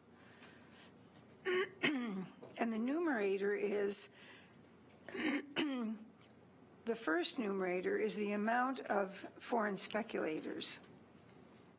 Because depending on how robust the denominator is, you're going to get a completely different outcome if you have a lot of foreign speculators. But another numerator can be the level of confidence that landowners have in their future economic prospects. Because when they don't have that confidence, then they go to the speculators. So depending on how positive all of that is, you get prosperity or you don't. So for me, this formula is what it's all about. It's having that value. And then when people complain about the farmer spraying, instead of, you know, tilting at windmills because you've got one or two people complaining, you immediately, you know, just do that quick brain pivot and you know what you're supporting. So I feel that the threat of foreign speculators is really huge right now. And in fact, one of the gentlemen that was there this afternoon told me about 3 farms just around his own farm that have been sold. And I've actually been trying to find out for about 6 months now how much land speculation is going on. And I don't know whether you have the ability to find out that sort of thing or not, but I don't care who they are, but it would be very valuable to know what that number is. It may also be very depressing. Well, if I could just through you, Mr. Chair, I don't think we have there may well be a conversation with AMAFRA that would probably give some indication of just the level of foreign investment, so we can do some scratching around to see what we can find statistically. But, you know, Haldimand County, we did some work a few years ago in Haldimand County, the issue of farms being bought up, amalgamations, you know, that was front and center. So talking to other economic development professionals in the surrounding counties, I think is certainly something that should be happening. So, and I'm ignorant as to whether there is a forum for economic development officers in the region, but if there isn't, you know, that's one of the things that should probably be on our slate of recommendations straight away. Right. So overall, I feel very positive about what's going on here. But I'm feeling even more positive knowing that we're going to be getting the objective eyes on this. And one of the reasons why going outside of the country was so important to us was because we really needed to open our minds so that we could believe we could succeed. And there is a really deep-seated inferiority complex that has always existed, that there shouldn't be prosperity. And God forbid that one person would all of a sudden start doing really well. And this happened in the 80s when the greenhouse industry started to do better. And then everybody got absolutely twitchy, not the council, because it was a great plan, great economic plan that was laid out. And then the complaining started within the sectors. And a good part of that business was literally quashed. So there is this belief that people shouldn't succeed. If somebody sells their land and they make a profit, my gosh, what a horrible thing that is. So I don't know how we get over that, but it is there. It's always been there. I've lived here all my life, so I know it's there. Irrigation is an issue, and we're going to have to deal with that, and I think we're going to have to get very creative about it because I don't believe that there is going to be enough water. And even within the egg industry, there are farmers that are telling their colleagues, you're wasteful.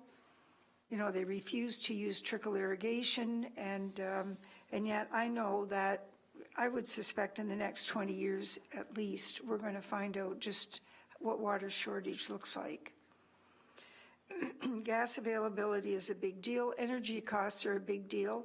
Land costs are a big deal. Land classifications are all over the map. You know, when you've got 3 inches of land on bedrock, I'm not really too sure what you're supposed to be doing with that. But at the same time, there is the possibility for us to service land above the escarpment and to create industrial zones where you can have some of the sectors work in a much more compact fashion. So it would be very interesting to know what you think about that.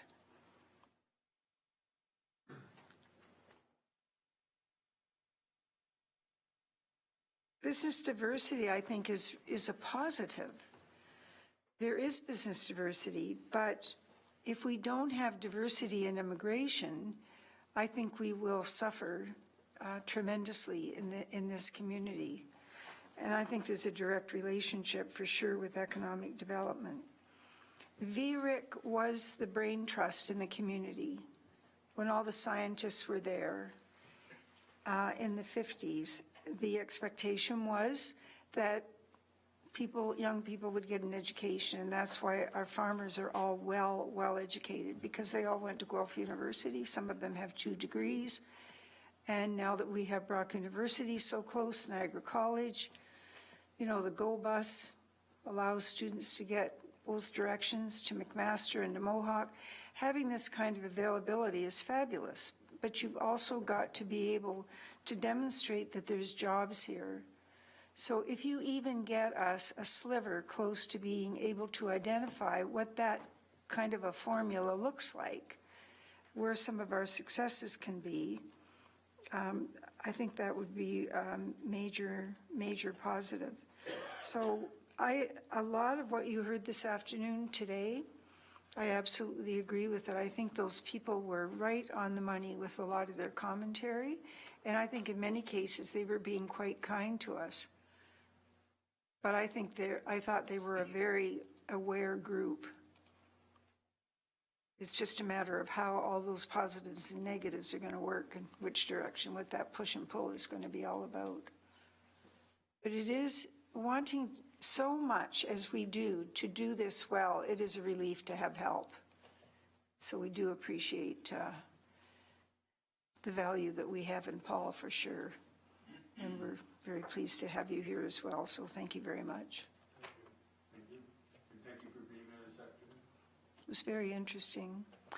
Just write down youth involvement. I see I wrote it down here, but it's just something I think that needs to be in the mix. Thank you very much, Mr. Chairman. Thank you, Mayor Easton. We'll continue around. I'll go here next. So just in this whole area and looking at the questions that you posed to us, I've always felt that Lincoln is a have municipality. And what do I mean by that? All the demographics that have come through this particular council has shown that we are a have community. Some very interesting anomalies with ages at the lower end and at the higher end, but you know, we generally speaking, well-educated and actually fairly well paid, if you want to put that, or income within families type of thing. And other things like I'm actually pleased as CAO Brickell was here this evening, but things like some of the natural beauty that we have within our community, Balls Falls, you know, the escarpment itself is just a tremendous opportunity for us. So we have all of these really good things.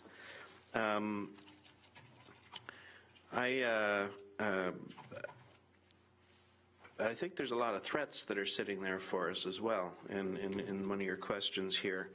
Number one, a lack of employment lands. I think that by far is going to be one of the things that causes tremendous grief to this municipality in the future. Currently, we're sitting at, what, about 74%, I think, on the residential tax base.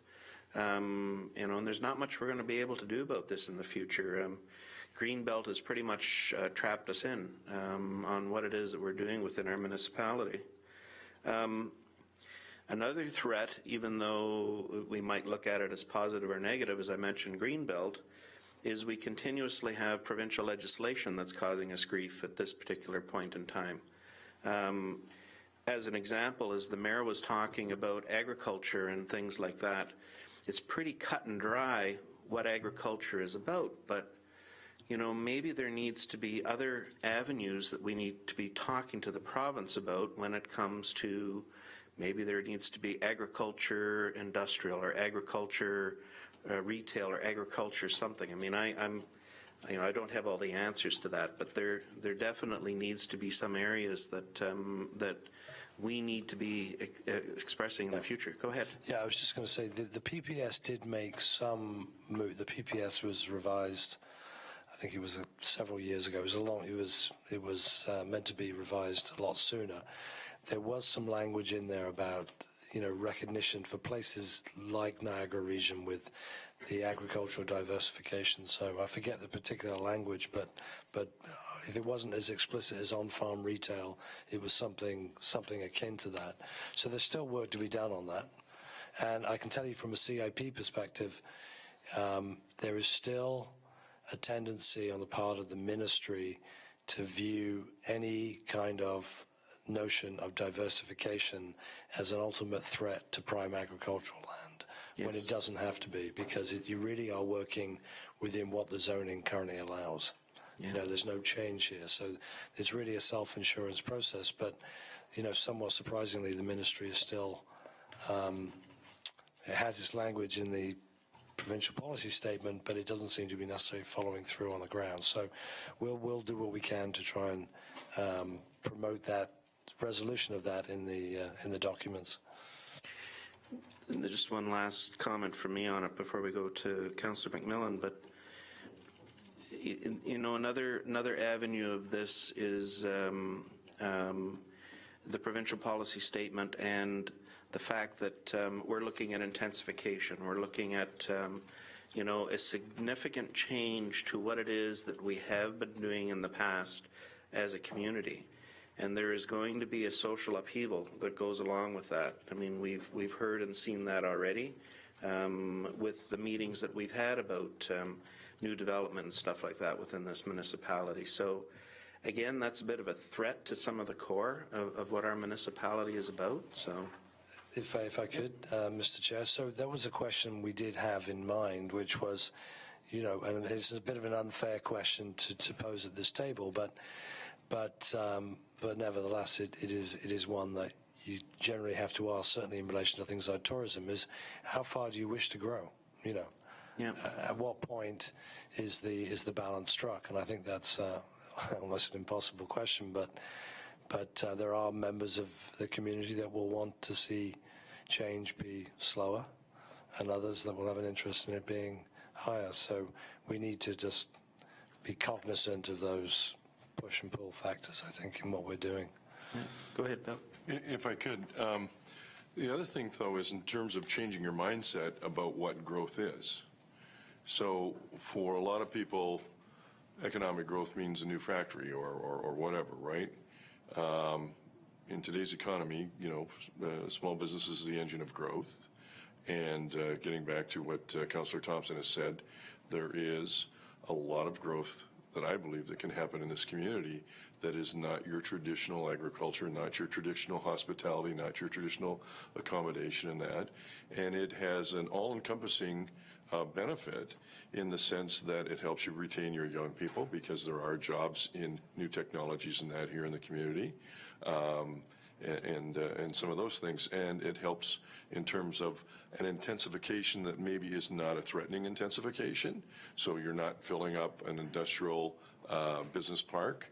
You're maybe building more of a office space or different things like that. So, but that's something that needs to be instilled by champions in terms of getting people to think outside the box and say, we really can do this.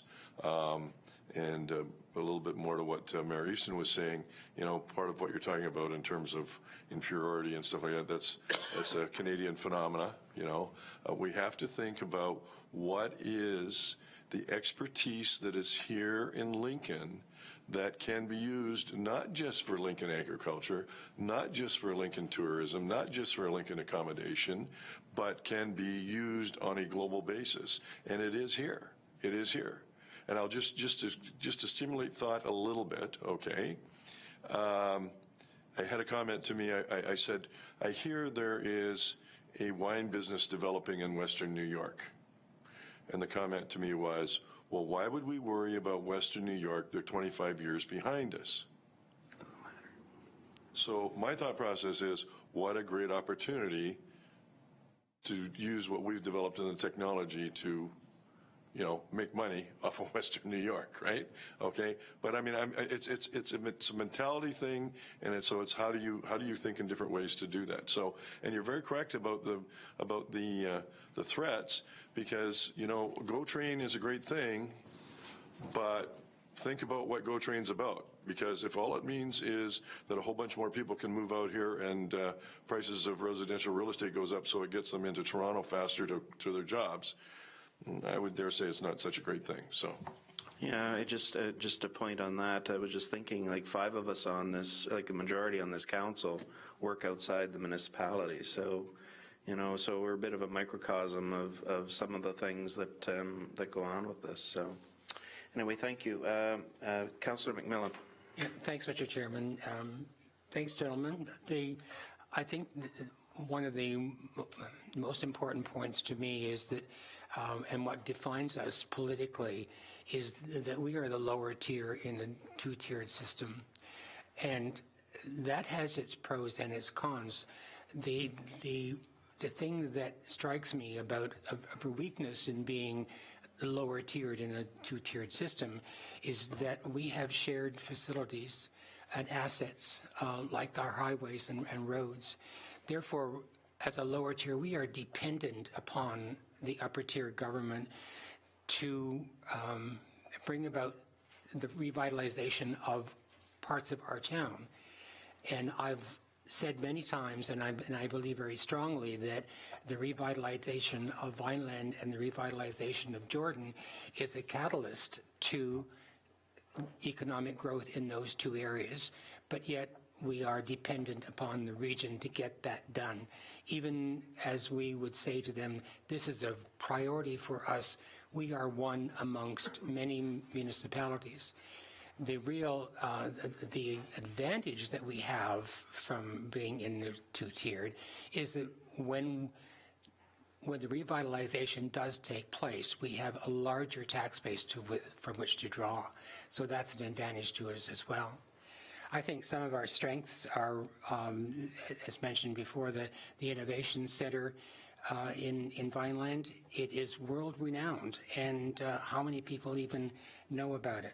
We have access to higher education, maybe not within our boundaries, but certainly very, very close. In Brock University, McMaster University, Niagara College, Mohawk College, all of those within easy reach of our town.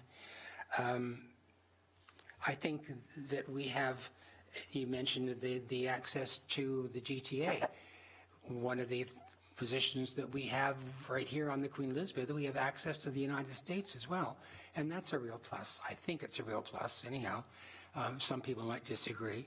And I think that branding is an important part as well. When Councillor Thompson was speaking, he says, when we travel outside our town and someone says, where are you from? And we say Lincoln, they say, well, where is that? My answer is always Niagara, because as soon as I say I'm from Lincoln in Niagara, everyone knows where I come from. You can be in China and say Niagara. You could be in France, and everyone around the world knows the name Niagara. And that's how I identify our town, and that's a real asset as well. And that's part of the branding. The other part of the branding is the Beamsville Bench. That's right. That's our name. It's right there, and that's what it is on all the maps.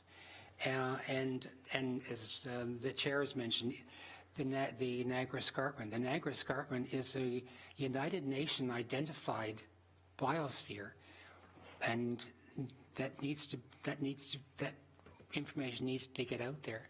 So there are all those kinds of things that we do as well. We have, and I think branding is an important part of where we go with this as well. Yeah, I think that's about it. Yeah.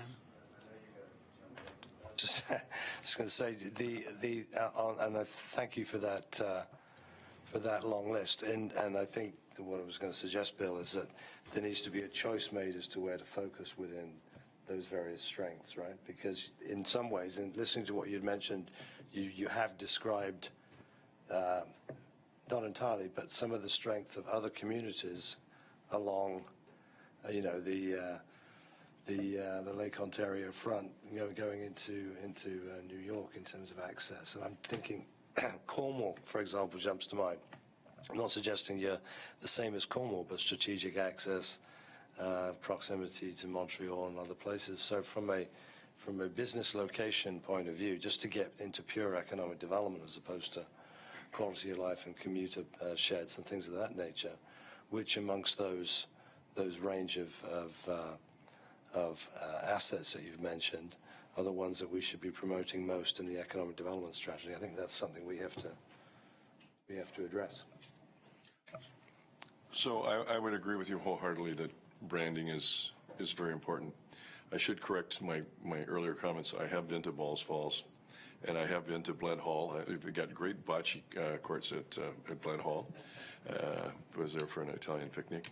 And of course, I've been to Vineland dining and a few things like that. But branding is really important.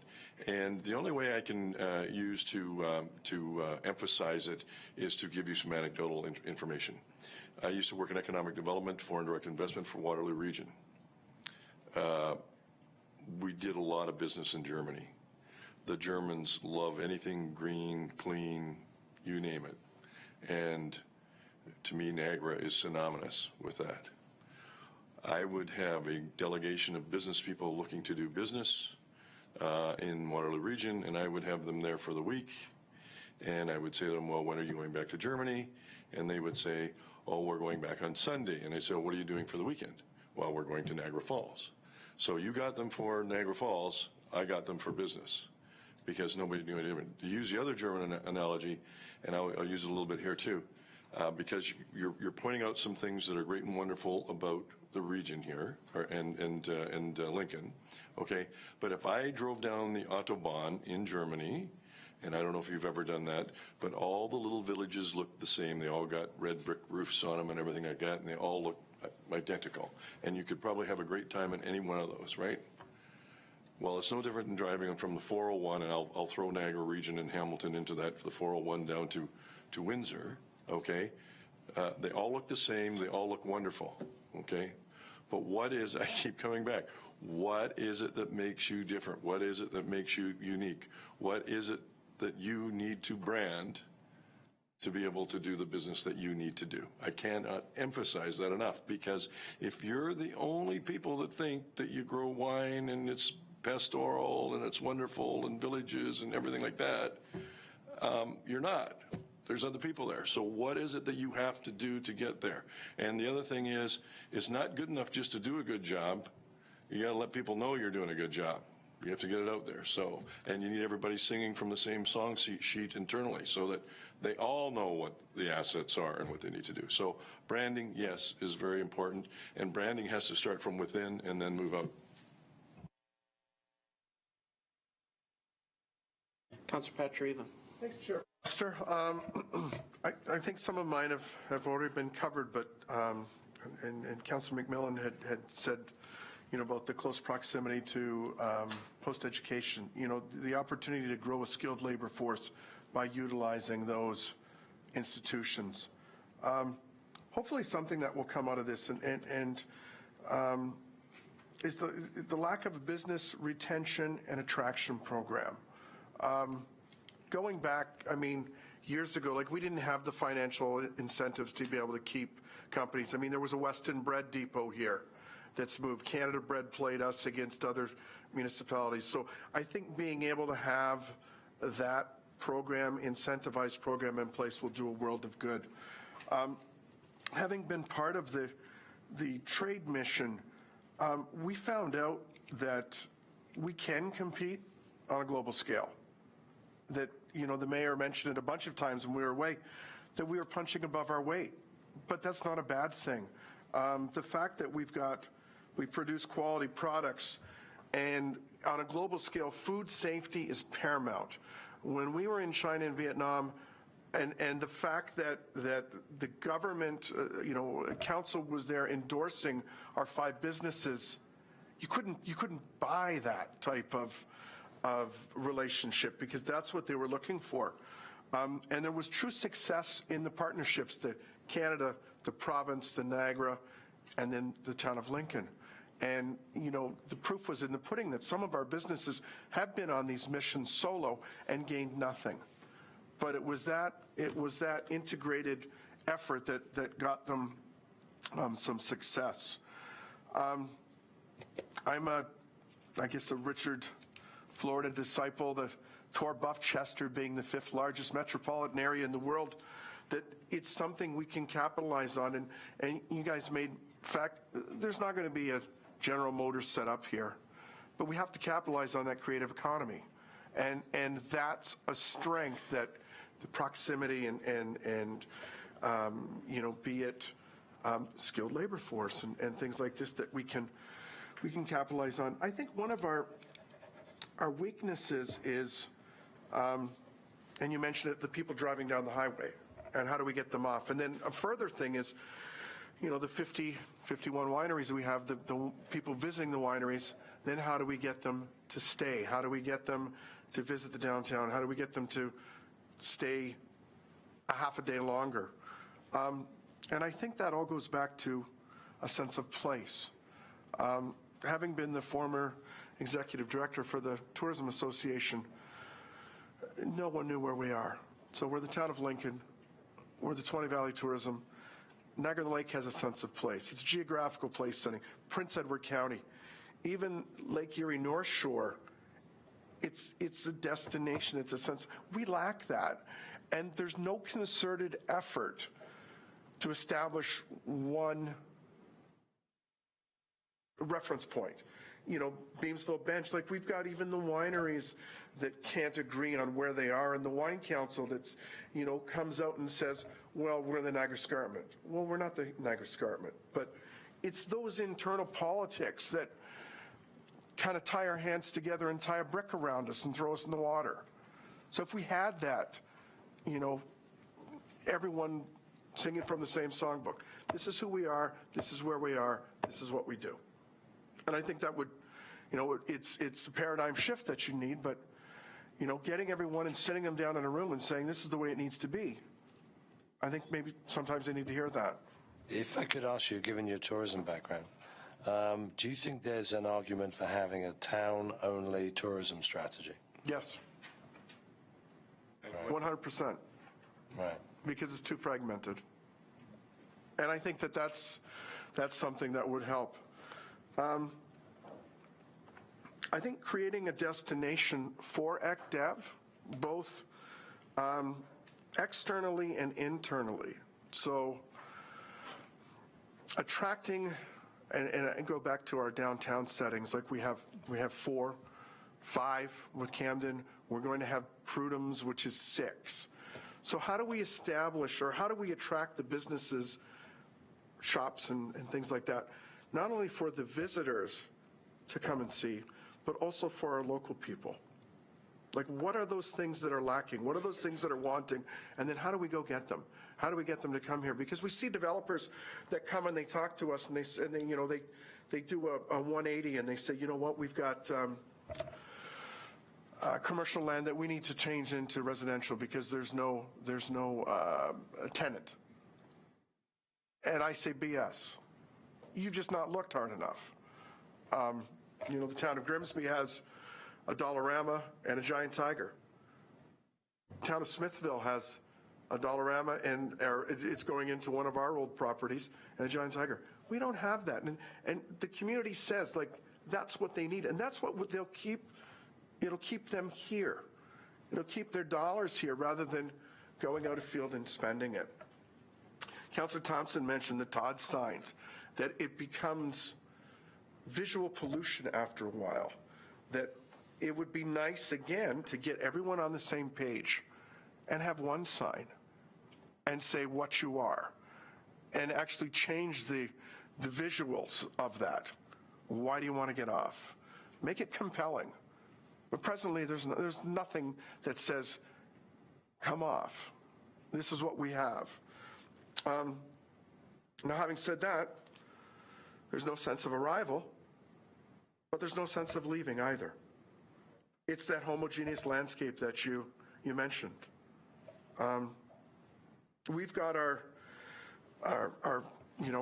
agricultural community here that goes afield to St. Jacobs and the St. Lawrence Market. We need to establish that here. There's no reason that we can't have something like that here. And then maybe that will get the people off the highway. Maybe that will give them a reason to stop. And again, it's having that belief in yourself. You know what, we can do this. You don't have to do it somewhere else. You will cut down on your transportation costs, we'll cut down on carbon footprint, we'll cut down on all those things. So, Councillor, you've been going on for about 15 minutes, so do you? Well, because I've had about an hour to write. Well, all you guys have done, you're seeing. So I've got three more. Let's focus. I'm a blue skyer, you know that. So, focus, man. Quality of the tourism offer. We need to package those things and make them easier for people. Serviceable land you mentioned. We're bounded by the Greenbelt, but there's an opportunity. There's a chunk of land up on the escarpment that's not encumbered by the Greenbelt, but it's not serviceable, or it's not serviced right now. People have mentioned the challenge of the different forms of the town, the region, the province, the NEC, the MPCA, and the Greenbelt regulations. I had one last one that was, and where did I have it? In my scratchings. Oh, and back to the Greenbelt. When we were away, we had a capitalist come up to us, an investor, saying, I want to build Blue Mountain in your town. But presently, because of the Greenbelt, that won't happen. So we had the opportunity to speak to the Premier and say, you know what, you have to untie the hands of business, whether it be golf courses or wineries or whatever, to build that boutique hotel adjacent to their property and not have a limit of 6 rooms. Find the sweet spot that makes them economically viable. And just if I could add to that question to everybody, do you have a trails plan in town? A trails plan that gets into the private land holdings up on the escarpment? Mm-hmm. Because that's one where branding that kind of experience where you get out off the highway and that's when you stay for 2 or 3 days. Mm-hmm. It's a niche market, but that's where you'll see a lot of. Yeah, well, and we've got the Niagara Escarpment that runs through the town. We've got the waterfront trail that runs through the town. We've got the Greenbelt route that runs through the town, and the Bruce Trail that runs through the town. But so Prince Edward County is all about cycling and getting off the beaten track, and going from winery to winery. And it's obviously one sort of main road through there, but it is the experience of getting out and using active transportation, so bikes and hiking. That's the experience. So to the extent that can be replicated here as part of a tourism strategy, that's key, I think. Yeah, well, we established an active transportation committee about a year ago, 16 months ago. Councillor Bernays is the chair, I'm the vice chair. We're trying to get our, we received a honorable mention in the cycling awards. We're trying to get the bronze for next year. So one of them is a cycle event. And having worked with Peter Hart before and doing a tour to Greenbelt, and, they got a tour to Guelph, and there's no reason we can't do that. And you've got a velodrome, which isn't too far away. And you might think that's out of region. It's the only velodrome. We did the business plan for us, but it's the only velodrome that is in this side of America. The other one is in, it's the old Home Depot Center in in Los Angeles. So there is tourism packaging that can go indoor track cycling and outside. So there's a range of things, but it is about packaging and branding the opportunity. Well done, Councillor Patriva. And let's go to Councillor Rajima. Thank you, Chair Foster. So after hearing everybody around the table, one thing that's really clear is that economic development is a huge subject. It kind of goes everywhere and it touches everything, and I think it's really hard to wrestle it to the ground and make priorities. So definition of economic development is a process by which a nation improves the economic, political, and social well-being of its people. So that's really, really big. So we've talked tonight about one of the things that I always think about is youth and how to keep youth working here and giving them places to work and keeping them staying here. So, but quite often with a lot of these subjects, it's what came first, the chicken or the egg, and where do you concentrate your efforts? So do we have enough? So to attract, we talk about retail versus employment lands. We know we need retail, we know we need employment lands, but to have employment lands and to have people interested in investing in those employment lands and bringing businesses that employ, give quality employment, you need people you need skilled labor. Do we have enough educational opportunities within a bus ride or a car ride away to develop those skilled laborers? I don't know. I hear people saying we do. I don't know. Do we? Maybe we do, maybe we don't. So there's the balance of retail to employment. Another thing about that, you have more people, you can concentrate on bringing more retail to the downtown areas and sprucing up the downtown areas with CIPs, but does creating employment lands, opportunities for people to work, bring them here, and therefore they'll shop here? Where do you start? Do you start with enough schools? Do you start by bringing more people? Do you start by knowing your strengths and how to sell them?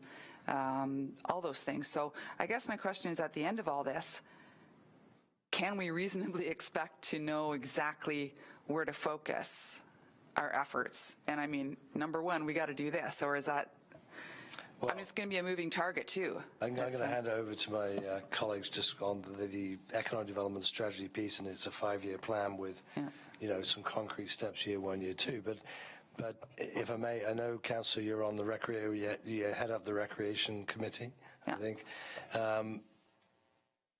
Another way of looking at that overall question is, what's the overall holistic offer that the town of Lincoln can provide in terms of quality of life in general, right? So business owners move to places where they want to be and work and invest and have employees, and similarly employees want to be somewhere where they can live and recreate as well. So to the extent that we're not doing a plan for recreation in this, we're not doing a tourism strategy, but we need to recognize the tentacles spread out. So there may be some messaging that comes into that. But I'll hand it over to John maybe where the true focus of the economic development piece goes. But there is a holistic sort of 10,000-foot level that we need to. In other words, what I'm trying to say before I say too much is that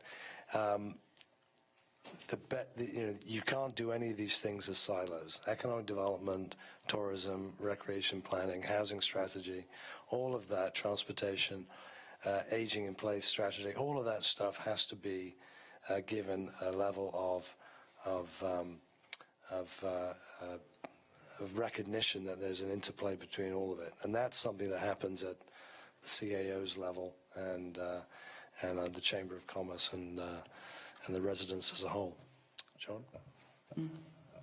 I think you have, Councillor, recognized the complexity of it and what an economic development strategy and action plan seeks to do is sort some of that wheat and chaff, but with a lot of the kind of observations and evidence and thoughts that you've given us tonight, and kind of homework that we've been trying to do to match why certain people would want to be here and whether those are the kinds of people that you can end up getting here.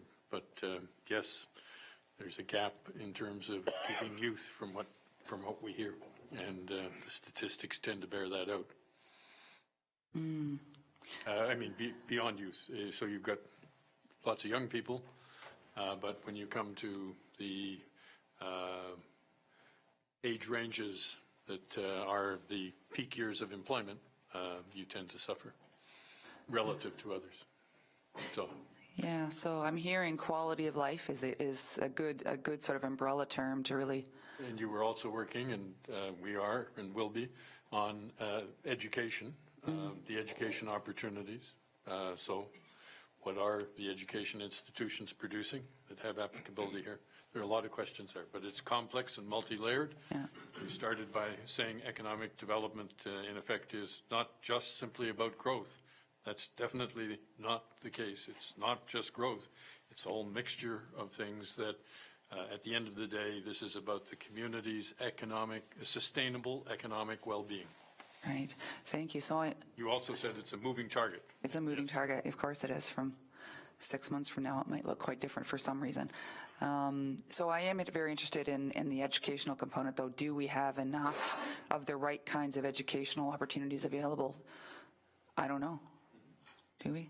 So let's, so one of the things is to get away from economic development speak.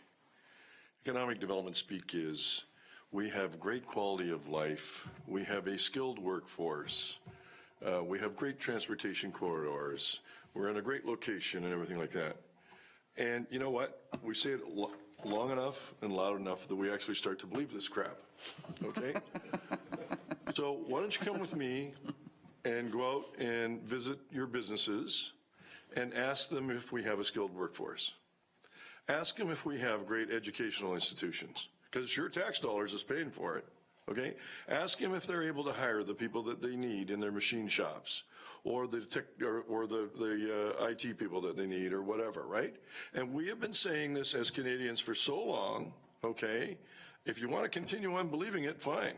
I was in a roundtable forum where a multinational company decided to locate in a community, and one of the reasons why they said they decided to locate there was because of the skilled workforce. I happened to sit around the labor table, and everybody sat there and looked at each other and they said, holy crap, we don't have the skilled workforce for these guys, okay? So that's the reality out there, okay? Quality of life, okay, fine. Let's talk about lifestyle. Okay? For some young people, living in Lincoln is not great quality of life. I'm sorry, they want to live in a 40th floor of a high-rise in downtown Toronto. That's not quality of life for me, but that's the lifestyle. Let's stop totally beating up on ourselves about our youth leaving our communities, okay? Some of it's going to happen. They want to go and experience stuff other places. They go to university in other places and stuff like that. What you want to be able to do is say, when it's time for them to come back, they know why they should come back and what's here for them when they come back. Let's stop talking about ageism, okay? There's nothing wrong with older people, believe me, okay? They're experienced. There's nothing wrong with gray collar. They bring a lot of experience. They're dependable, okay? They don't cry because they don't get 45 hours a week or whatever, right? So talk about the realities of what's really going on here. So is education really meeting your needs here? And then do we really need skilled workers, okay? I mean, if you talk to a lot of people, it's like, okay, I need entry-level workers, I need some highly skilled workers, and then I need sort of some guys in the middle, right? Do you think Ford and Oakville has a whole bunch of highly skilled people? They got a bunch of guys working on assembly lines, for crying out loud, okay?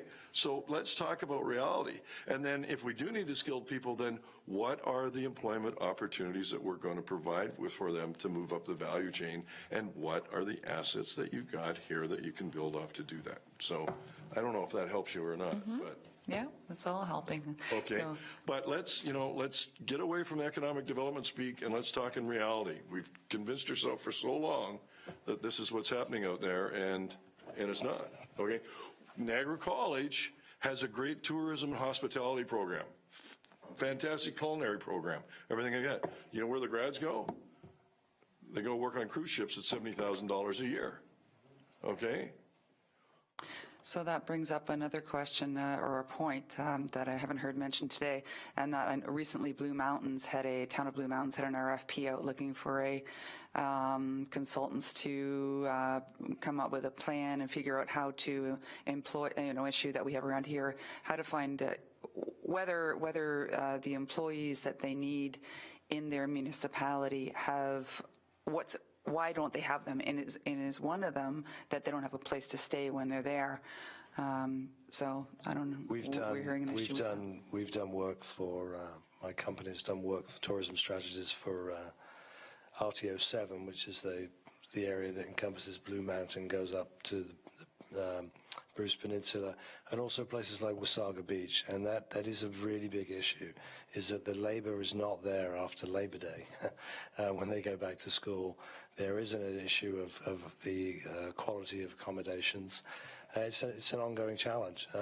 So, that's a facet of that industry. So I think to Bill's point, you can't fight the economic realities of that and lifestyle choices and all the rest of it. But when the kids are ready to come back, they want to come back to the right facilities. I'm impressed with your arena that you've developed, for example. I saw that a few weeks ago when we came down to a meeting. And without even looking at it, I can tell you that's probably kept a few people in town or caused them to come back, because it's an investment in a modern facility. The type that you don't necessarily get in Hamilton or certainly in Toronto. So, it is all a big puzzle. I think you just have to sort of trust us that we'll get to some of the specifics and Bill's observations about what really has to be the focus. I think it will serve us well if we can bring that through into the plan, because some hard messages are never a bad thing.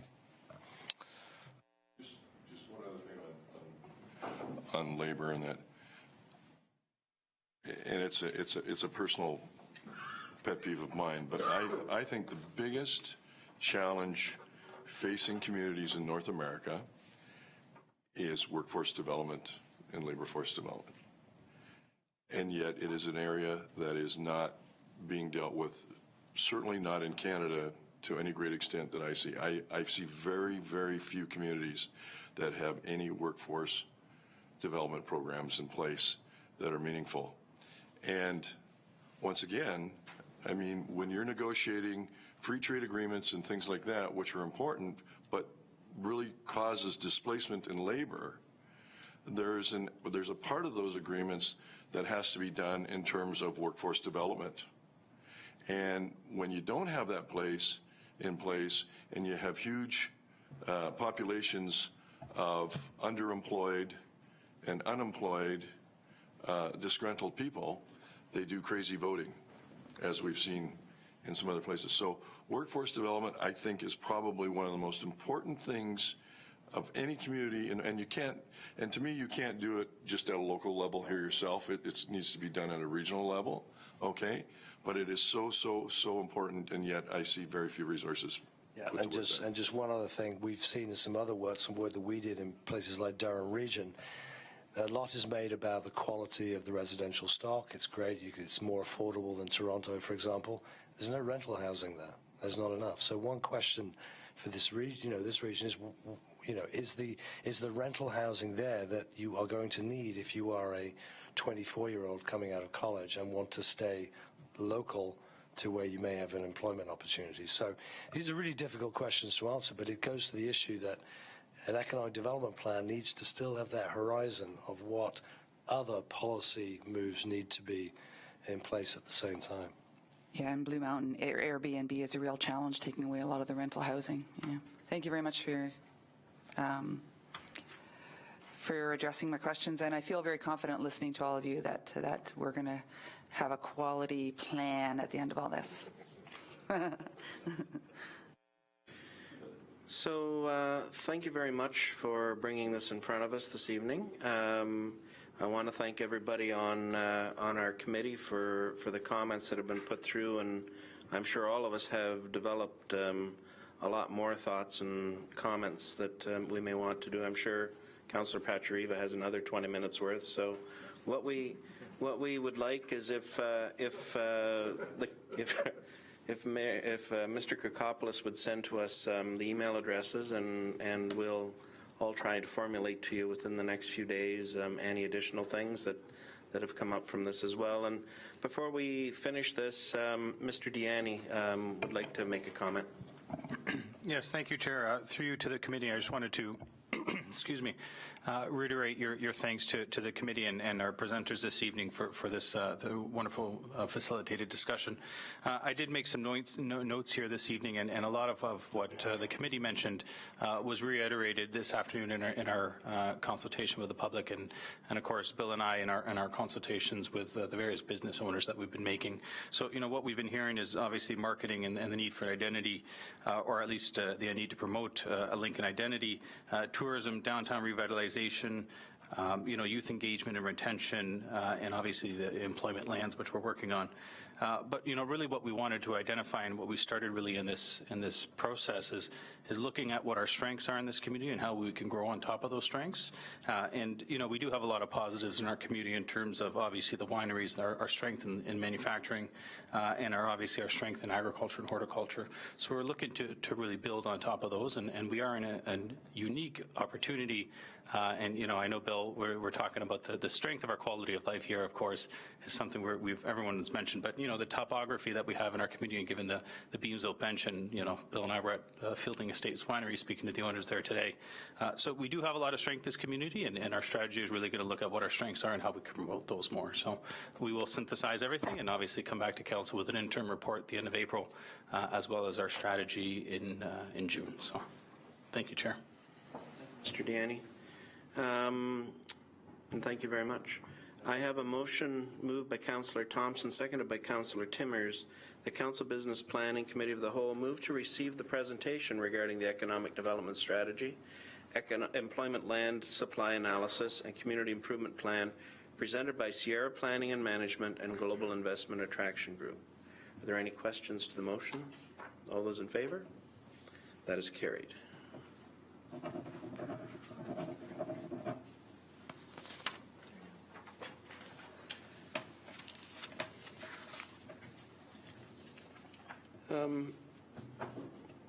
We have no correspondence, and we do have one report this evening concerning library governance. Everybody want to go into this at this moment, or do you want a quick 5-minute break? 5-minute break. Okay.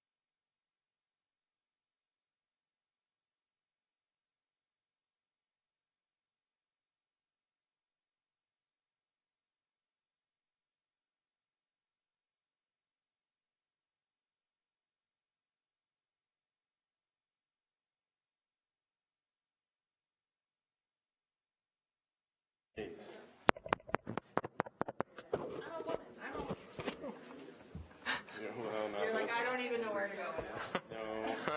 Yeah, I'm going to leave that to the chair. The chair knows warning, danger. All right, let's move. Because otherwise you get left out on the plane. For letting me have the last word. Well, Julie said you had no choice. She said if you don't do it, she was going to get mad at you. Yes. So, I listened to her. Somebody listens to me. No, I'm just yeah.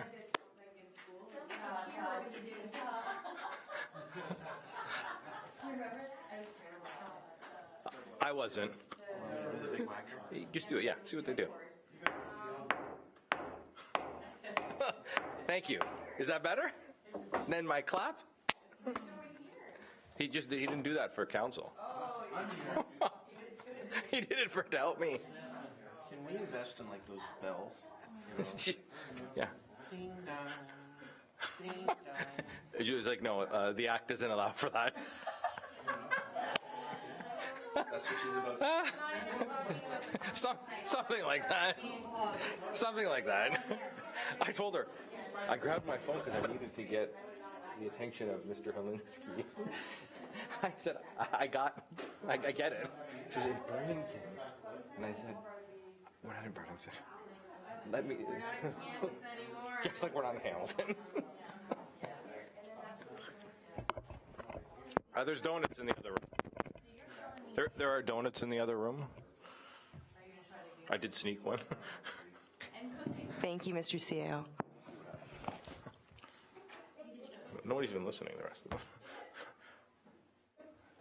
There's some cookies in the other room. There's some cookies and donuts in the other room. Director Graham. Director Graham. I'll see how quick I can go. We'll go. I'm going to expedite my... Look at that, eh? I know you're passionate about the library. This is why I'm saying it to you. Oh, look at your face. Nobody here but us chickens. Counselor, I don't know. By the way. You're smart. Participate in a performance appraisal. Yeah, you okay?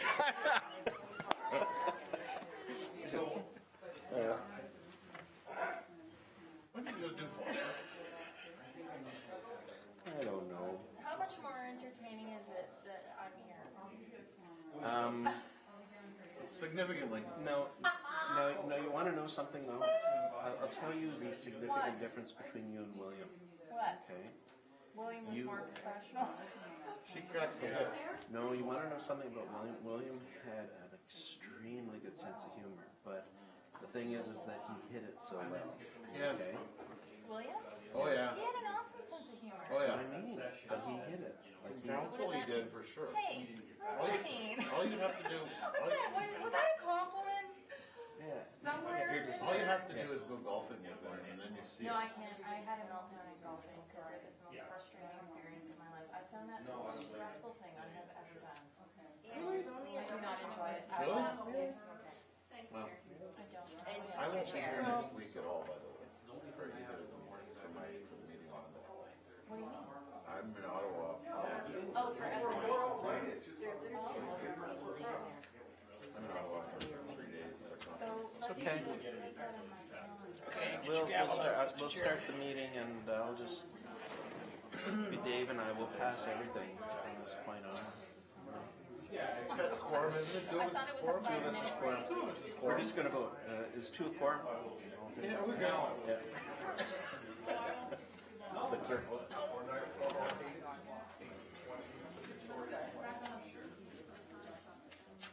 It's hot as hell in here. it's not. It's nice and toasty. You know, now the mayor and Julie are satisfied, and the rest of us are sweating to death. So, once again. I know.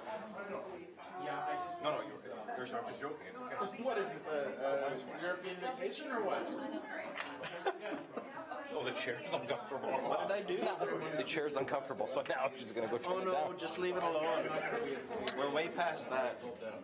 All right. Down. Through the chair. So let us reconvene. Quiet, staff.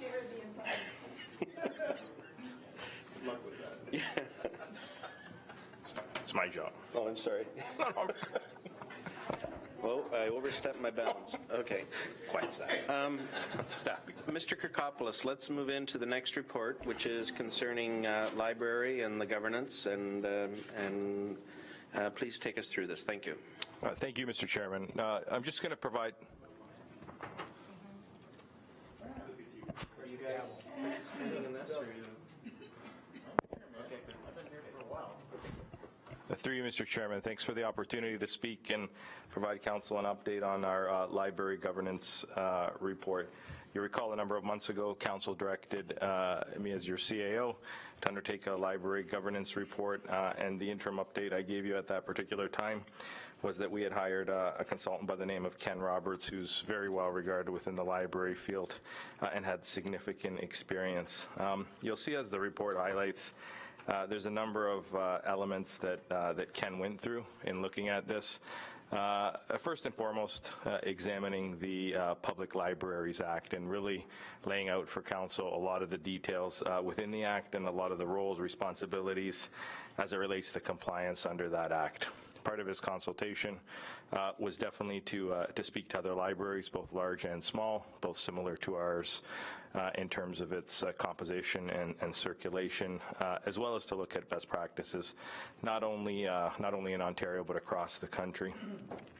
He spoke to a number of members of the board, including the chair and the vice chair of the board, as well as the CEO of the library system. I don't need to tell this council the importance library plays in communities, in the history, culture, and fabric of communities, and I think dovetailing to the presentation we had earlier today to the economic development and the value-added quality of life piece, again, without using an economic development cliche, that libraries do provide those integral parts. They've changed and evolved over the years. They're a lot more than places you go and you're told to be quiet, grab a book and leave. They're places where people gather. They're integrated into buildings like ours. They're meant to be community spaces, and they really are areas that lead to the vibrancy of community. So you'll see throughout the report here a number of things that Ken highlighted, as I suggested, areas around the Public Libraries Act. Talked about the relationship, talked about the needs of libraries moving forward, not only in the next few years, but as we look at libraries over the next 10, 15, and 20 years and what they look like. One of the objectives was to look at what are some systems and what are some ways to address the governance piece of libraries, and that's the one that probably in a lot of ways is one of the more contentious conversations when we often talk about governance and libraries, and can make some suggestions in the report about the importance of relationships and never really seeking to abandon the requirements of the Act. That in a lot of ways isn't what a lot of library systems do, but there are ways to seek efficiencies. There's ways to ensure that the relationship is better, and I can go into those should council have any questions. Really at the crux of this report is a lot of those areas where we can work better together. We've started some of those relationships with the library around IT. There's a number of things that are highlighted in the report in terms of areas for potential relationships. Facilities we play a role with from a facilities perspective in assisting them. There's technology, there's the finance element, and Director Safani is involved as it relates to that piece. There's a staffing and human resources element, and the Act does signify that really is the responsibility of the library, but again, they often rely on us, I think, when it's beneficial and when it's assisting to them to do that. Strategic planning to me is one of those key areas. As we plan the future of libraries and the future of our communities, we need to be very much aligned. You'll see there's the recommendation in the report is really that as your CAO that I go meet with the library board. They've seen this report. They know that a presentation is coming tonight. I have suggested that I'd like to be on their April agenda to talk to them about some recommendations contained herein. I'll end my comments and then open it up to council for some questions by saying that no library system, no library CAO, and no library board can be successful unless there's trust between the parties. And I think that trust is important. That level of communication is important. And without that, we really can't move forward on a number of things. And so I think as we move forward, that is one of the areas we need to look at. We need to identify roles, responsibilities, and how we work together. And so I think it's only through those things can we seek the efficiencies we want. And I will end my comments there and address any questions council may have. Thank you, Mr. Kokopoulos. Are there any questions that anybody would like to bring up? Councillor Timmers. There we go. I thought this was a very good report, and I was really pleased that we actually went through this exercise. I think there's a lot of valuable information here for everyone, and specifically the board members, because having a good understanding of what the responsibilities are for the board and how it connects to the municipality are very important. And I think moving forward, board members need to have this information. They maybe need to have a little more training and education around what it means to be a board member and what their responsibilities are.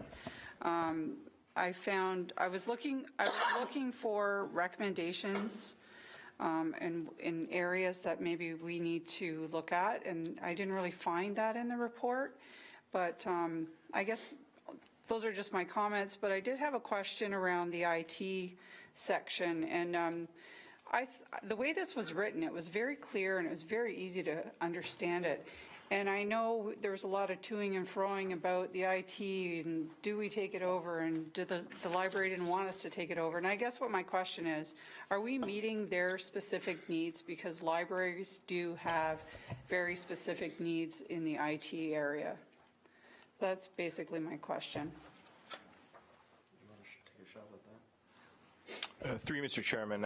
So I know that the topic of IT has been a rather contentious one over the last number of months. I know CEO Nicholson and I will be meeting later this week, and that is one of the items on our agenda in terms of that MOU. I also know at the meeting the other day, at the library board meeting, this issue did come up as well in terms of are we meeting those expectations. I think there's some work to do in terms of just laying out clear expectations and making sure that the library feels that they're getting what they need to move forward.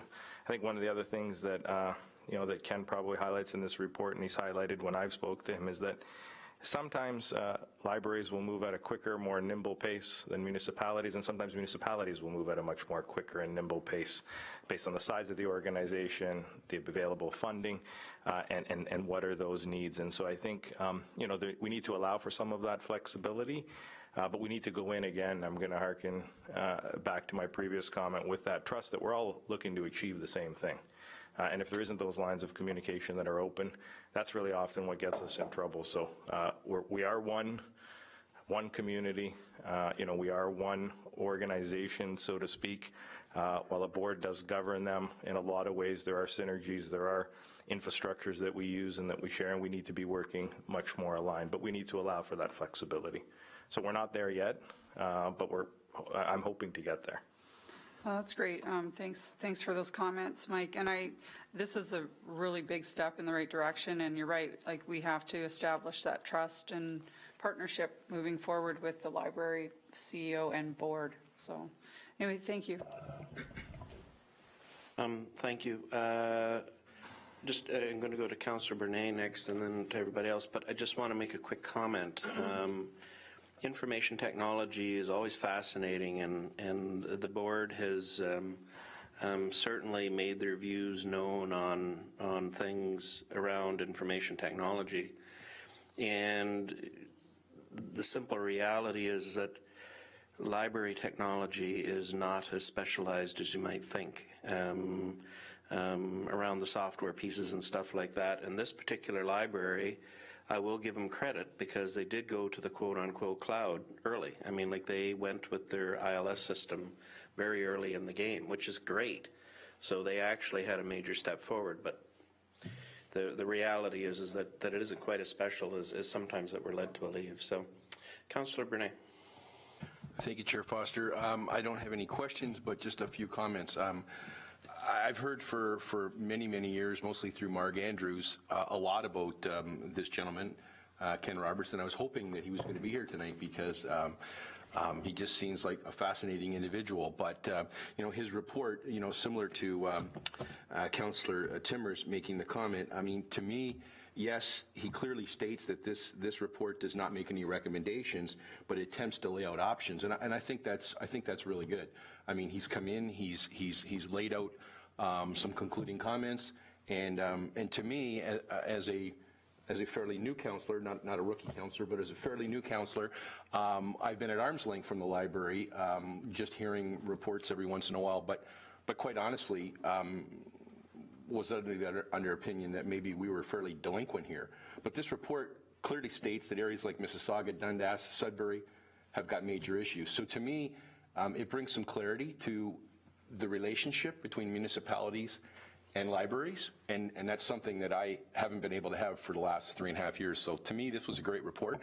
And to me, you know, a couple of things that really stand out that my takeaways anyway is, you know, a strong relationship is the preferred option always.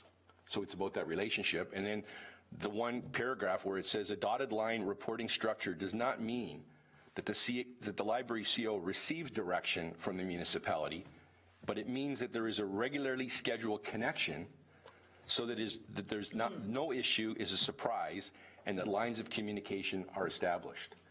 And boy, oh boy, that speaks volumes to me. If we could just get to what that is stating in our relationship between the municipality, the CAO, and our CEO of the library, I think we'd overcome a lot of issues. So I think, to me, as a new councillor, this was a great report, and hopefully we can move forward and bring some positive responses here. So thank you.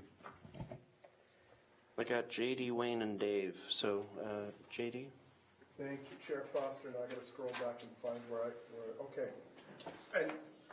And as an old councillor, I appreciate this report because it lays out, you know, some of the things that maybe we didn't know, and I can't find it in here, but I read it, and it was one of those aha moments, because when we talk about budget, I was always under the impression that you can approve the funding allotment, but you can't tell them how to spend it. But I read in here that I thought you could. But anyway, I think it's summed up in 2 sentences. A governance structure composed of a library board and a council that are not aligned is very often ineffective. Some library administrators and library boards are often almost afraid to align themselves with council's strategic priorities and tend to shun communication and coordination. So Councillor Timmers was saying that we need to communicate with them. I think it's a two-way street where we need to be on the same page. And it's this lack of communication. It's you know, the coming for an annual report at budget that gets everyone's dander up, and it's like, you know, we're hearing these things secondhand now. They've gotten a little bit better by circulating, you know, minutes of meetings and things like that, but still, I think we all want the same thing, right? We want an effective library. We want a meeting place.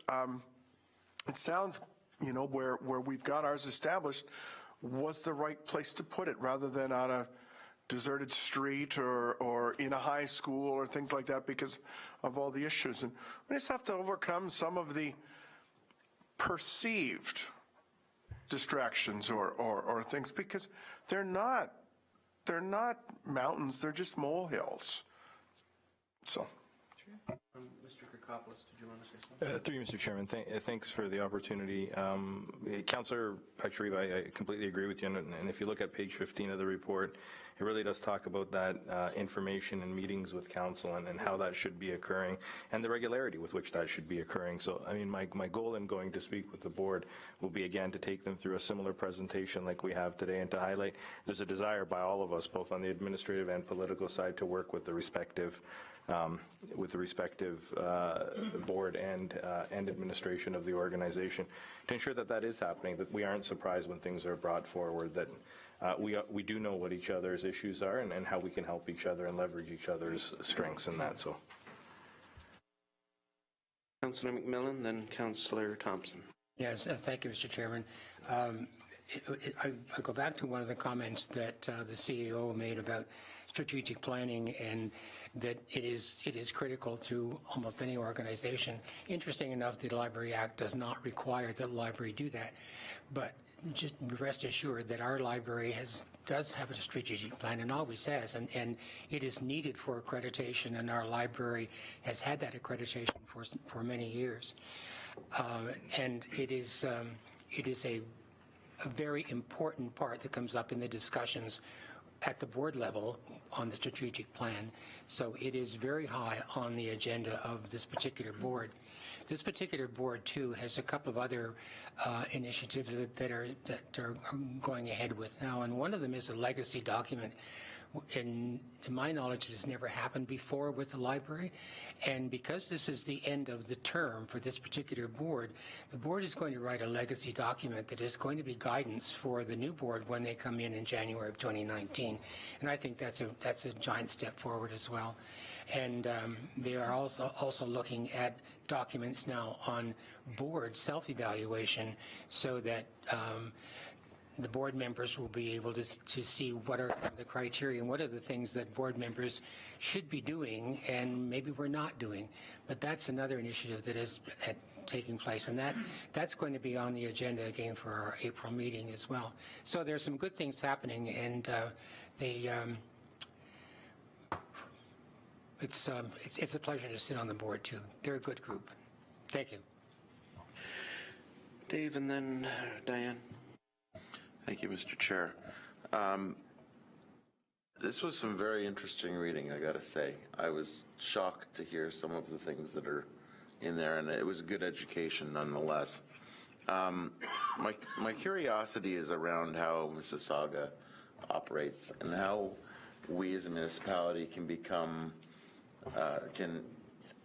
for lack of a better term, maybe cherry pick the things that are really working well for Mississauga. In the report, it does talk about how they're kind of on the edge of the policy, which is not always a bad place to be. And I'm just wondering if we can really learn from that and actually work within those confines and find the things that are really working well, and obviously avoid the things that are pain points for them. And it'd be nice to have that kind of a relationship with our library board where there is that constant communication and we can work through these things rather than an adversarial kind of a situation. So I don't know if the CAO can comment to that, but that's sort of what I was looking to get out of this scenario. Through you, Mr. Chairman. Councillor, I think the way I would characterize the Mississauga model, it really is the hybrid model, and I was sharing that with Councillor Foster earlier as he had a similar question.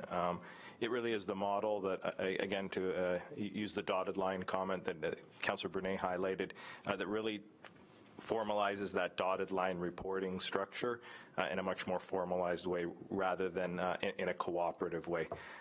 Mississauga is definitely pushing the envelope as it relates to that, but it still meets the ministry's legislative framework and legislative requirements, I think, as the report highlights. And I think as we look at those various items, human resources, finance, and those other items, that's where Mississauga has played much more of an active role. You still have a board that plays a key role and that plays the oversight role, but some of those other functions that are often seen in municipalities is where Mississauga has pushed the envelope and actually taken over those responsibilities. So, I think on a few items we're probably inching in that direction, but it definitely Mississauga is what I would characterize as that hybrid model, and there's a lot that can be learned from Mississauga moving forward.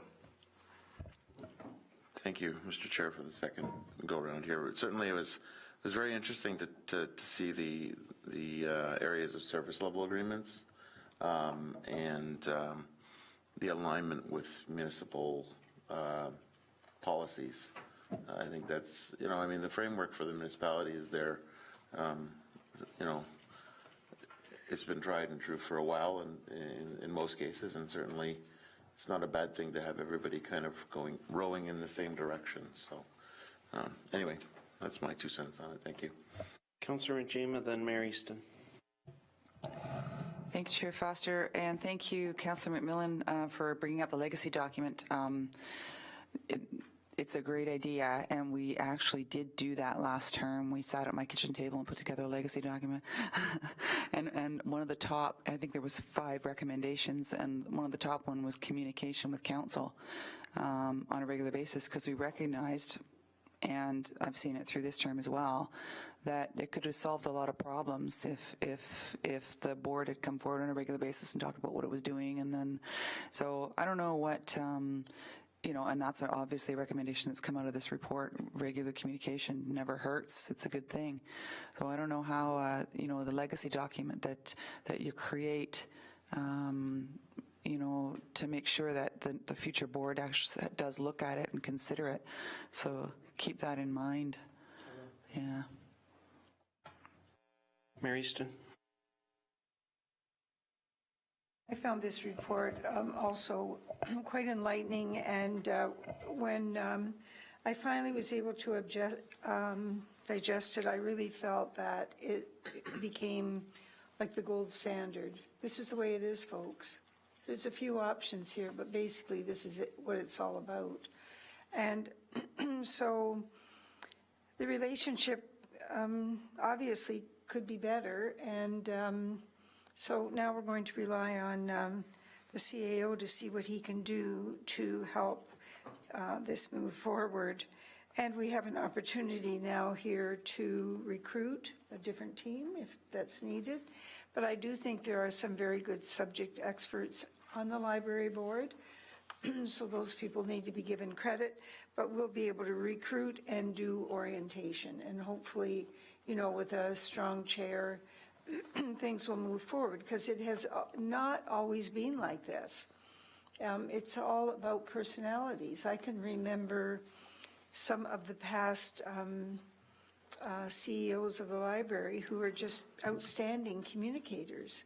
And so you didn't have to worry about all this minutia, because they knew how to get along with people, and they knew how to consult, and they knew when to give and when to take. And this is such a new phenomena for me, because like Councillor Brunet, I've been schooled by the Margaret Andrews of the world. So I know why the Library Act was rewritten. And it was rewritten because you had people like Councillor Culp saying, why have you spent $91 on new books for the library?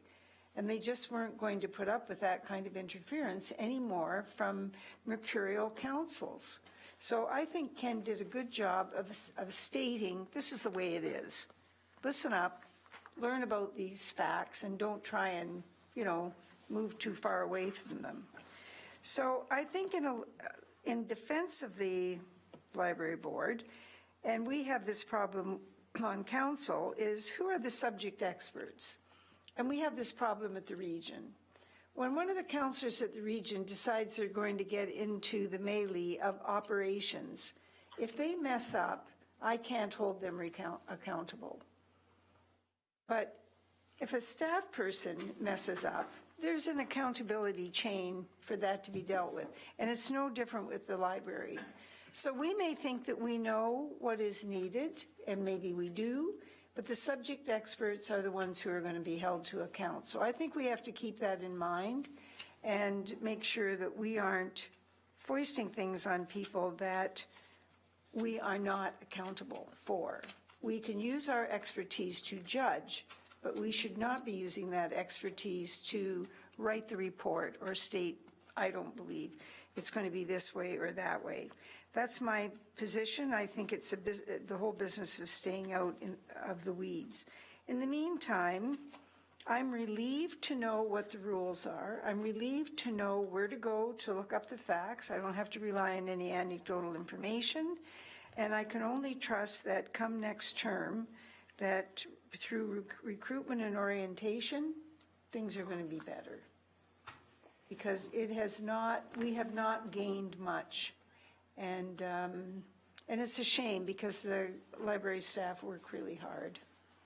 You know, they do some very good programming, and you take your little kids there, and it's great. They learn so much. So I think we do have to support them, and I hope some of these other things get sorted out pretty quick.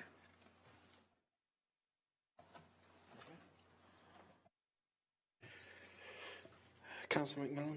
Just in response to what you were saying, Madam Mayor, one of the things that had come out of Maria's office was a request that the library board have some input into the redesigning of the application forms that citizens would fill out in order to get positions on boards for the town, so that the library board, as well as the Heritage Committee, would have input into what are the assets, what are the talents, what are the types of skills that you would like to see in a board member, and have that part of the recruitment process, so that's done from the very beginning. Hopefully that we'll get that done before the end of this term. So I'm going to add a few comments on this. First of all, Ken did a great job on the report. Little background for me, I had an opportunity to work for Ken Roberts for 2 years at the Hamilton Library. And I know Mike worked with him for all intents and purposes for some time as well. Ken is one of these librarians who gets it, okay, and he always has. He understood the relationship with council. He made every effort to make sure that he had good working relationships with all council members. I remember him, he was kind of interested in me because, oh my God, you're a councillor and you're working for me at the library. He was telling me that he regularly would go for lunch with council members. I mean, like, you know, he had once a quarter he would go out and take a councillor for lunch. Just talk about their views on the library, etc. Did the same thing with the CAO's office as well. The simple reality on this report as well is that it's pointing out a number of things. Number one, the Public Libraries Act is actually quite flexible. It isn't quite as inflexible as what you might be led to believe at times when you talk to certain people within the quote-unquote library industry. And I feel the same, by the way, about the Municipal Act as well. There's certain things that library boards sometimes forget. The fact is that 96% of the funds that go to the library are coming from the municipality. And as Ken always said to me too, you have to remember that, you know, he that's paying the money, however that expression goes, you know, they get to sometimes set the tune that's going on for things, or at least should be taken into account as it's going on. I've quite enjoyed the last year and a bit that I've been on the library board again. I think both Wayne and I have been giving some pretty strong direction to the library board to essentially get their act together on the advocacy side of things, make sure that they're coming in here regularly. We're trying to encourage, you know, when they have come to us, you know, like, come with that solid type of a presentation. Like, make sure that you're, you know, coming in and giving us the good information as it's going on. And don't just do it from your budget point of view. Make sure that the good news stories are coming along throughout. I wrote down your name, Tony, for some reason here. I have no idea why. The board self-evaluation, remember what that's about. The board self-evaluation is not about, how the board itself works, but whether or not it has met policy and procedures and items like that. And so we're going to try and self-evaluate ourselves on whether or not we've actually been meeting the strategic plan that we said that we would within it. And there's been a lot of pressure put on the CEO. I always find that the chief librarian, I guess, is better. There's a lot of pressure been put on her by this board now to be meeting the avenues of the strategic plan that have been laid out by the library. It hasn't been going well for the last couple of years, but it's been made very clear that this is proceeding into the future. So anyway, that having been said, this report is excellent. I think it gives a good opportunity to think about the relationship with the library.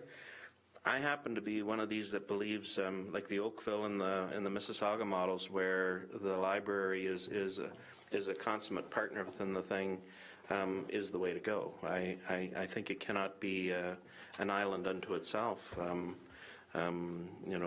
Probably after Dave's department, the library is probably one of the most expensive departments we have within the town. So, there's a lot of money being spent within that area. So, Mr. Koppoulos.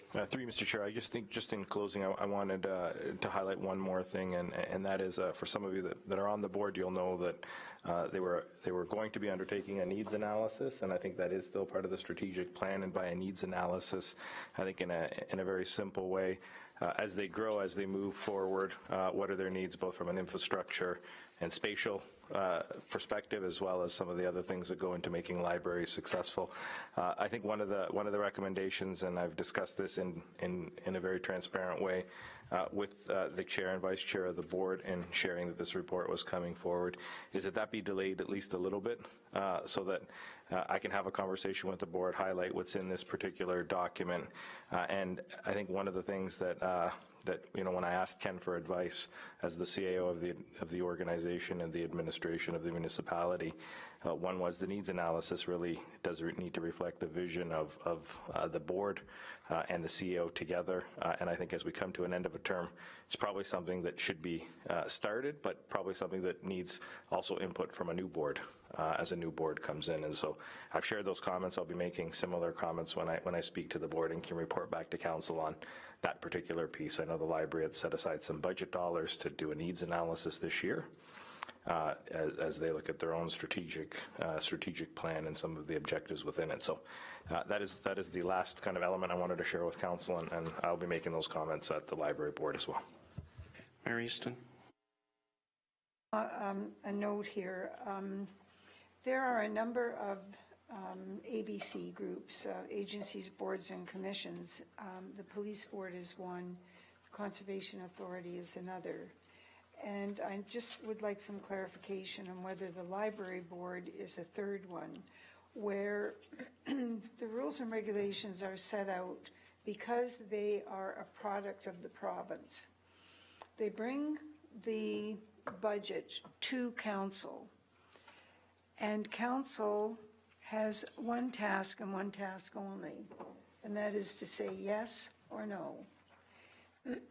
There is no questions to be asked, there is no clarifications to be sought, and I want to know whether that is the case with the library board. It definitely is with police. That's all we can do is say yes or no. It's the same with the Conservation Authority. And so through you to the CAO, is there any clarity? Because I could not find anything in this document. Through you, Mr. Chairman. So I think my simple answer to that is the library is different, slightly different. The day-to-day delegation of financial administration is something that the library is responsible for, but setting those budgets, setting those accounts, and I think highlighting those things, that really is the municipal responsibility. And in some ways, I think Ken tries to highlight that really at the end of page 13, the beginning of page 14 in the report, in terms of what are those responsibilities, and he actually takes an excerpt from the ministry's FAQ fact sheet about the Act in terms of what is the municipality's role in terms of administering board finances and what is the day-to-day functioning of the library board and the public operations of the library. So there's some day-to-day elements that the library is responsible for. Still needs to adhere to the appropriate policies as set out, but those broad-based kind of decisions a little bit more than what the police board and the NPCA have to adhere to. So we can have those questions. We can have that toing and froing come budget time on those things. But again, you know, if we're constantly in the loop, if that communication is happening throughout the year, none of this should be a surprise. It should be kind of a conversation that we're having throughout that relationship between the two agencies. Okay, I think that's a really important point to understand, because I think it was in the first year when the board decided that they were going to change the salary scales without any consultation, and I was just shocked that that had happened. But okay, so I have that on page 14. I understand. I think that's a very good thing to understand. Thank you. Yeah, just two quick things. At our board meeting last night, it was very interesting. We were dealing with a policy around leave and stuff like that, and the leave at the library is significantly different than what it is within the rest of the town. So we kind of pointed out that sooner or later the library and the town have to get their act together with this, because you can't come walking in and saying we want to completely adjust things when it's so out of whack with other areas type of thing. So that was a point that was being brought up with that. And just a quick comment too. When I got on the library board originally, Laurie Sims was our CEO. Laurie Sims went on to become the chief librarian at Oakville Public Library. Rose Vespa, who is in this report, was our chief librarian and she's went to Brantford and on to Mississauga.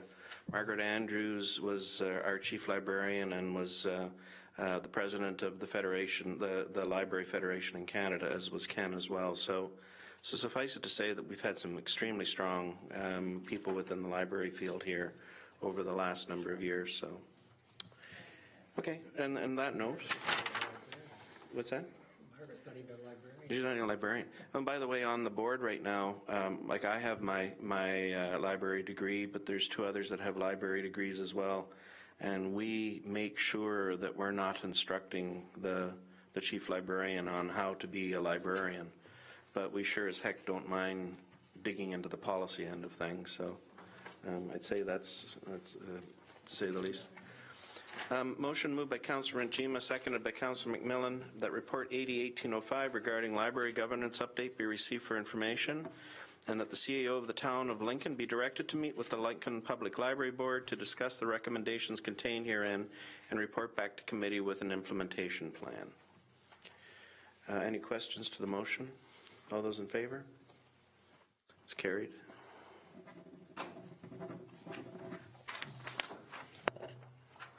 Go. And of course so any councillor inquiries? Any notice of motion? Any announcements? Okay, we have a closed session, so do you have a motion for that? Thank you. Motion moved by Councillor McMillan, seconded by Councillor Pachariva. The committee adjourned to closed session in order to address personal matters about an identifiable individual, including municipal or local board employees, a matter pertaining to the Town of Lincoln Museum and Cultural Centre. Any questions to the motion? All those in favor? It's carried.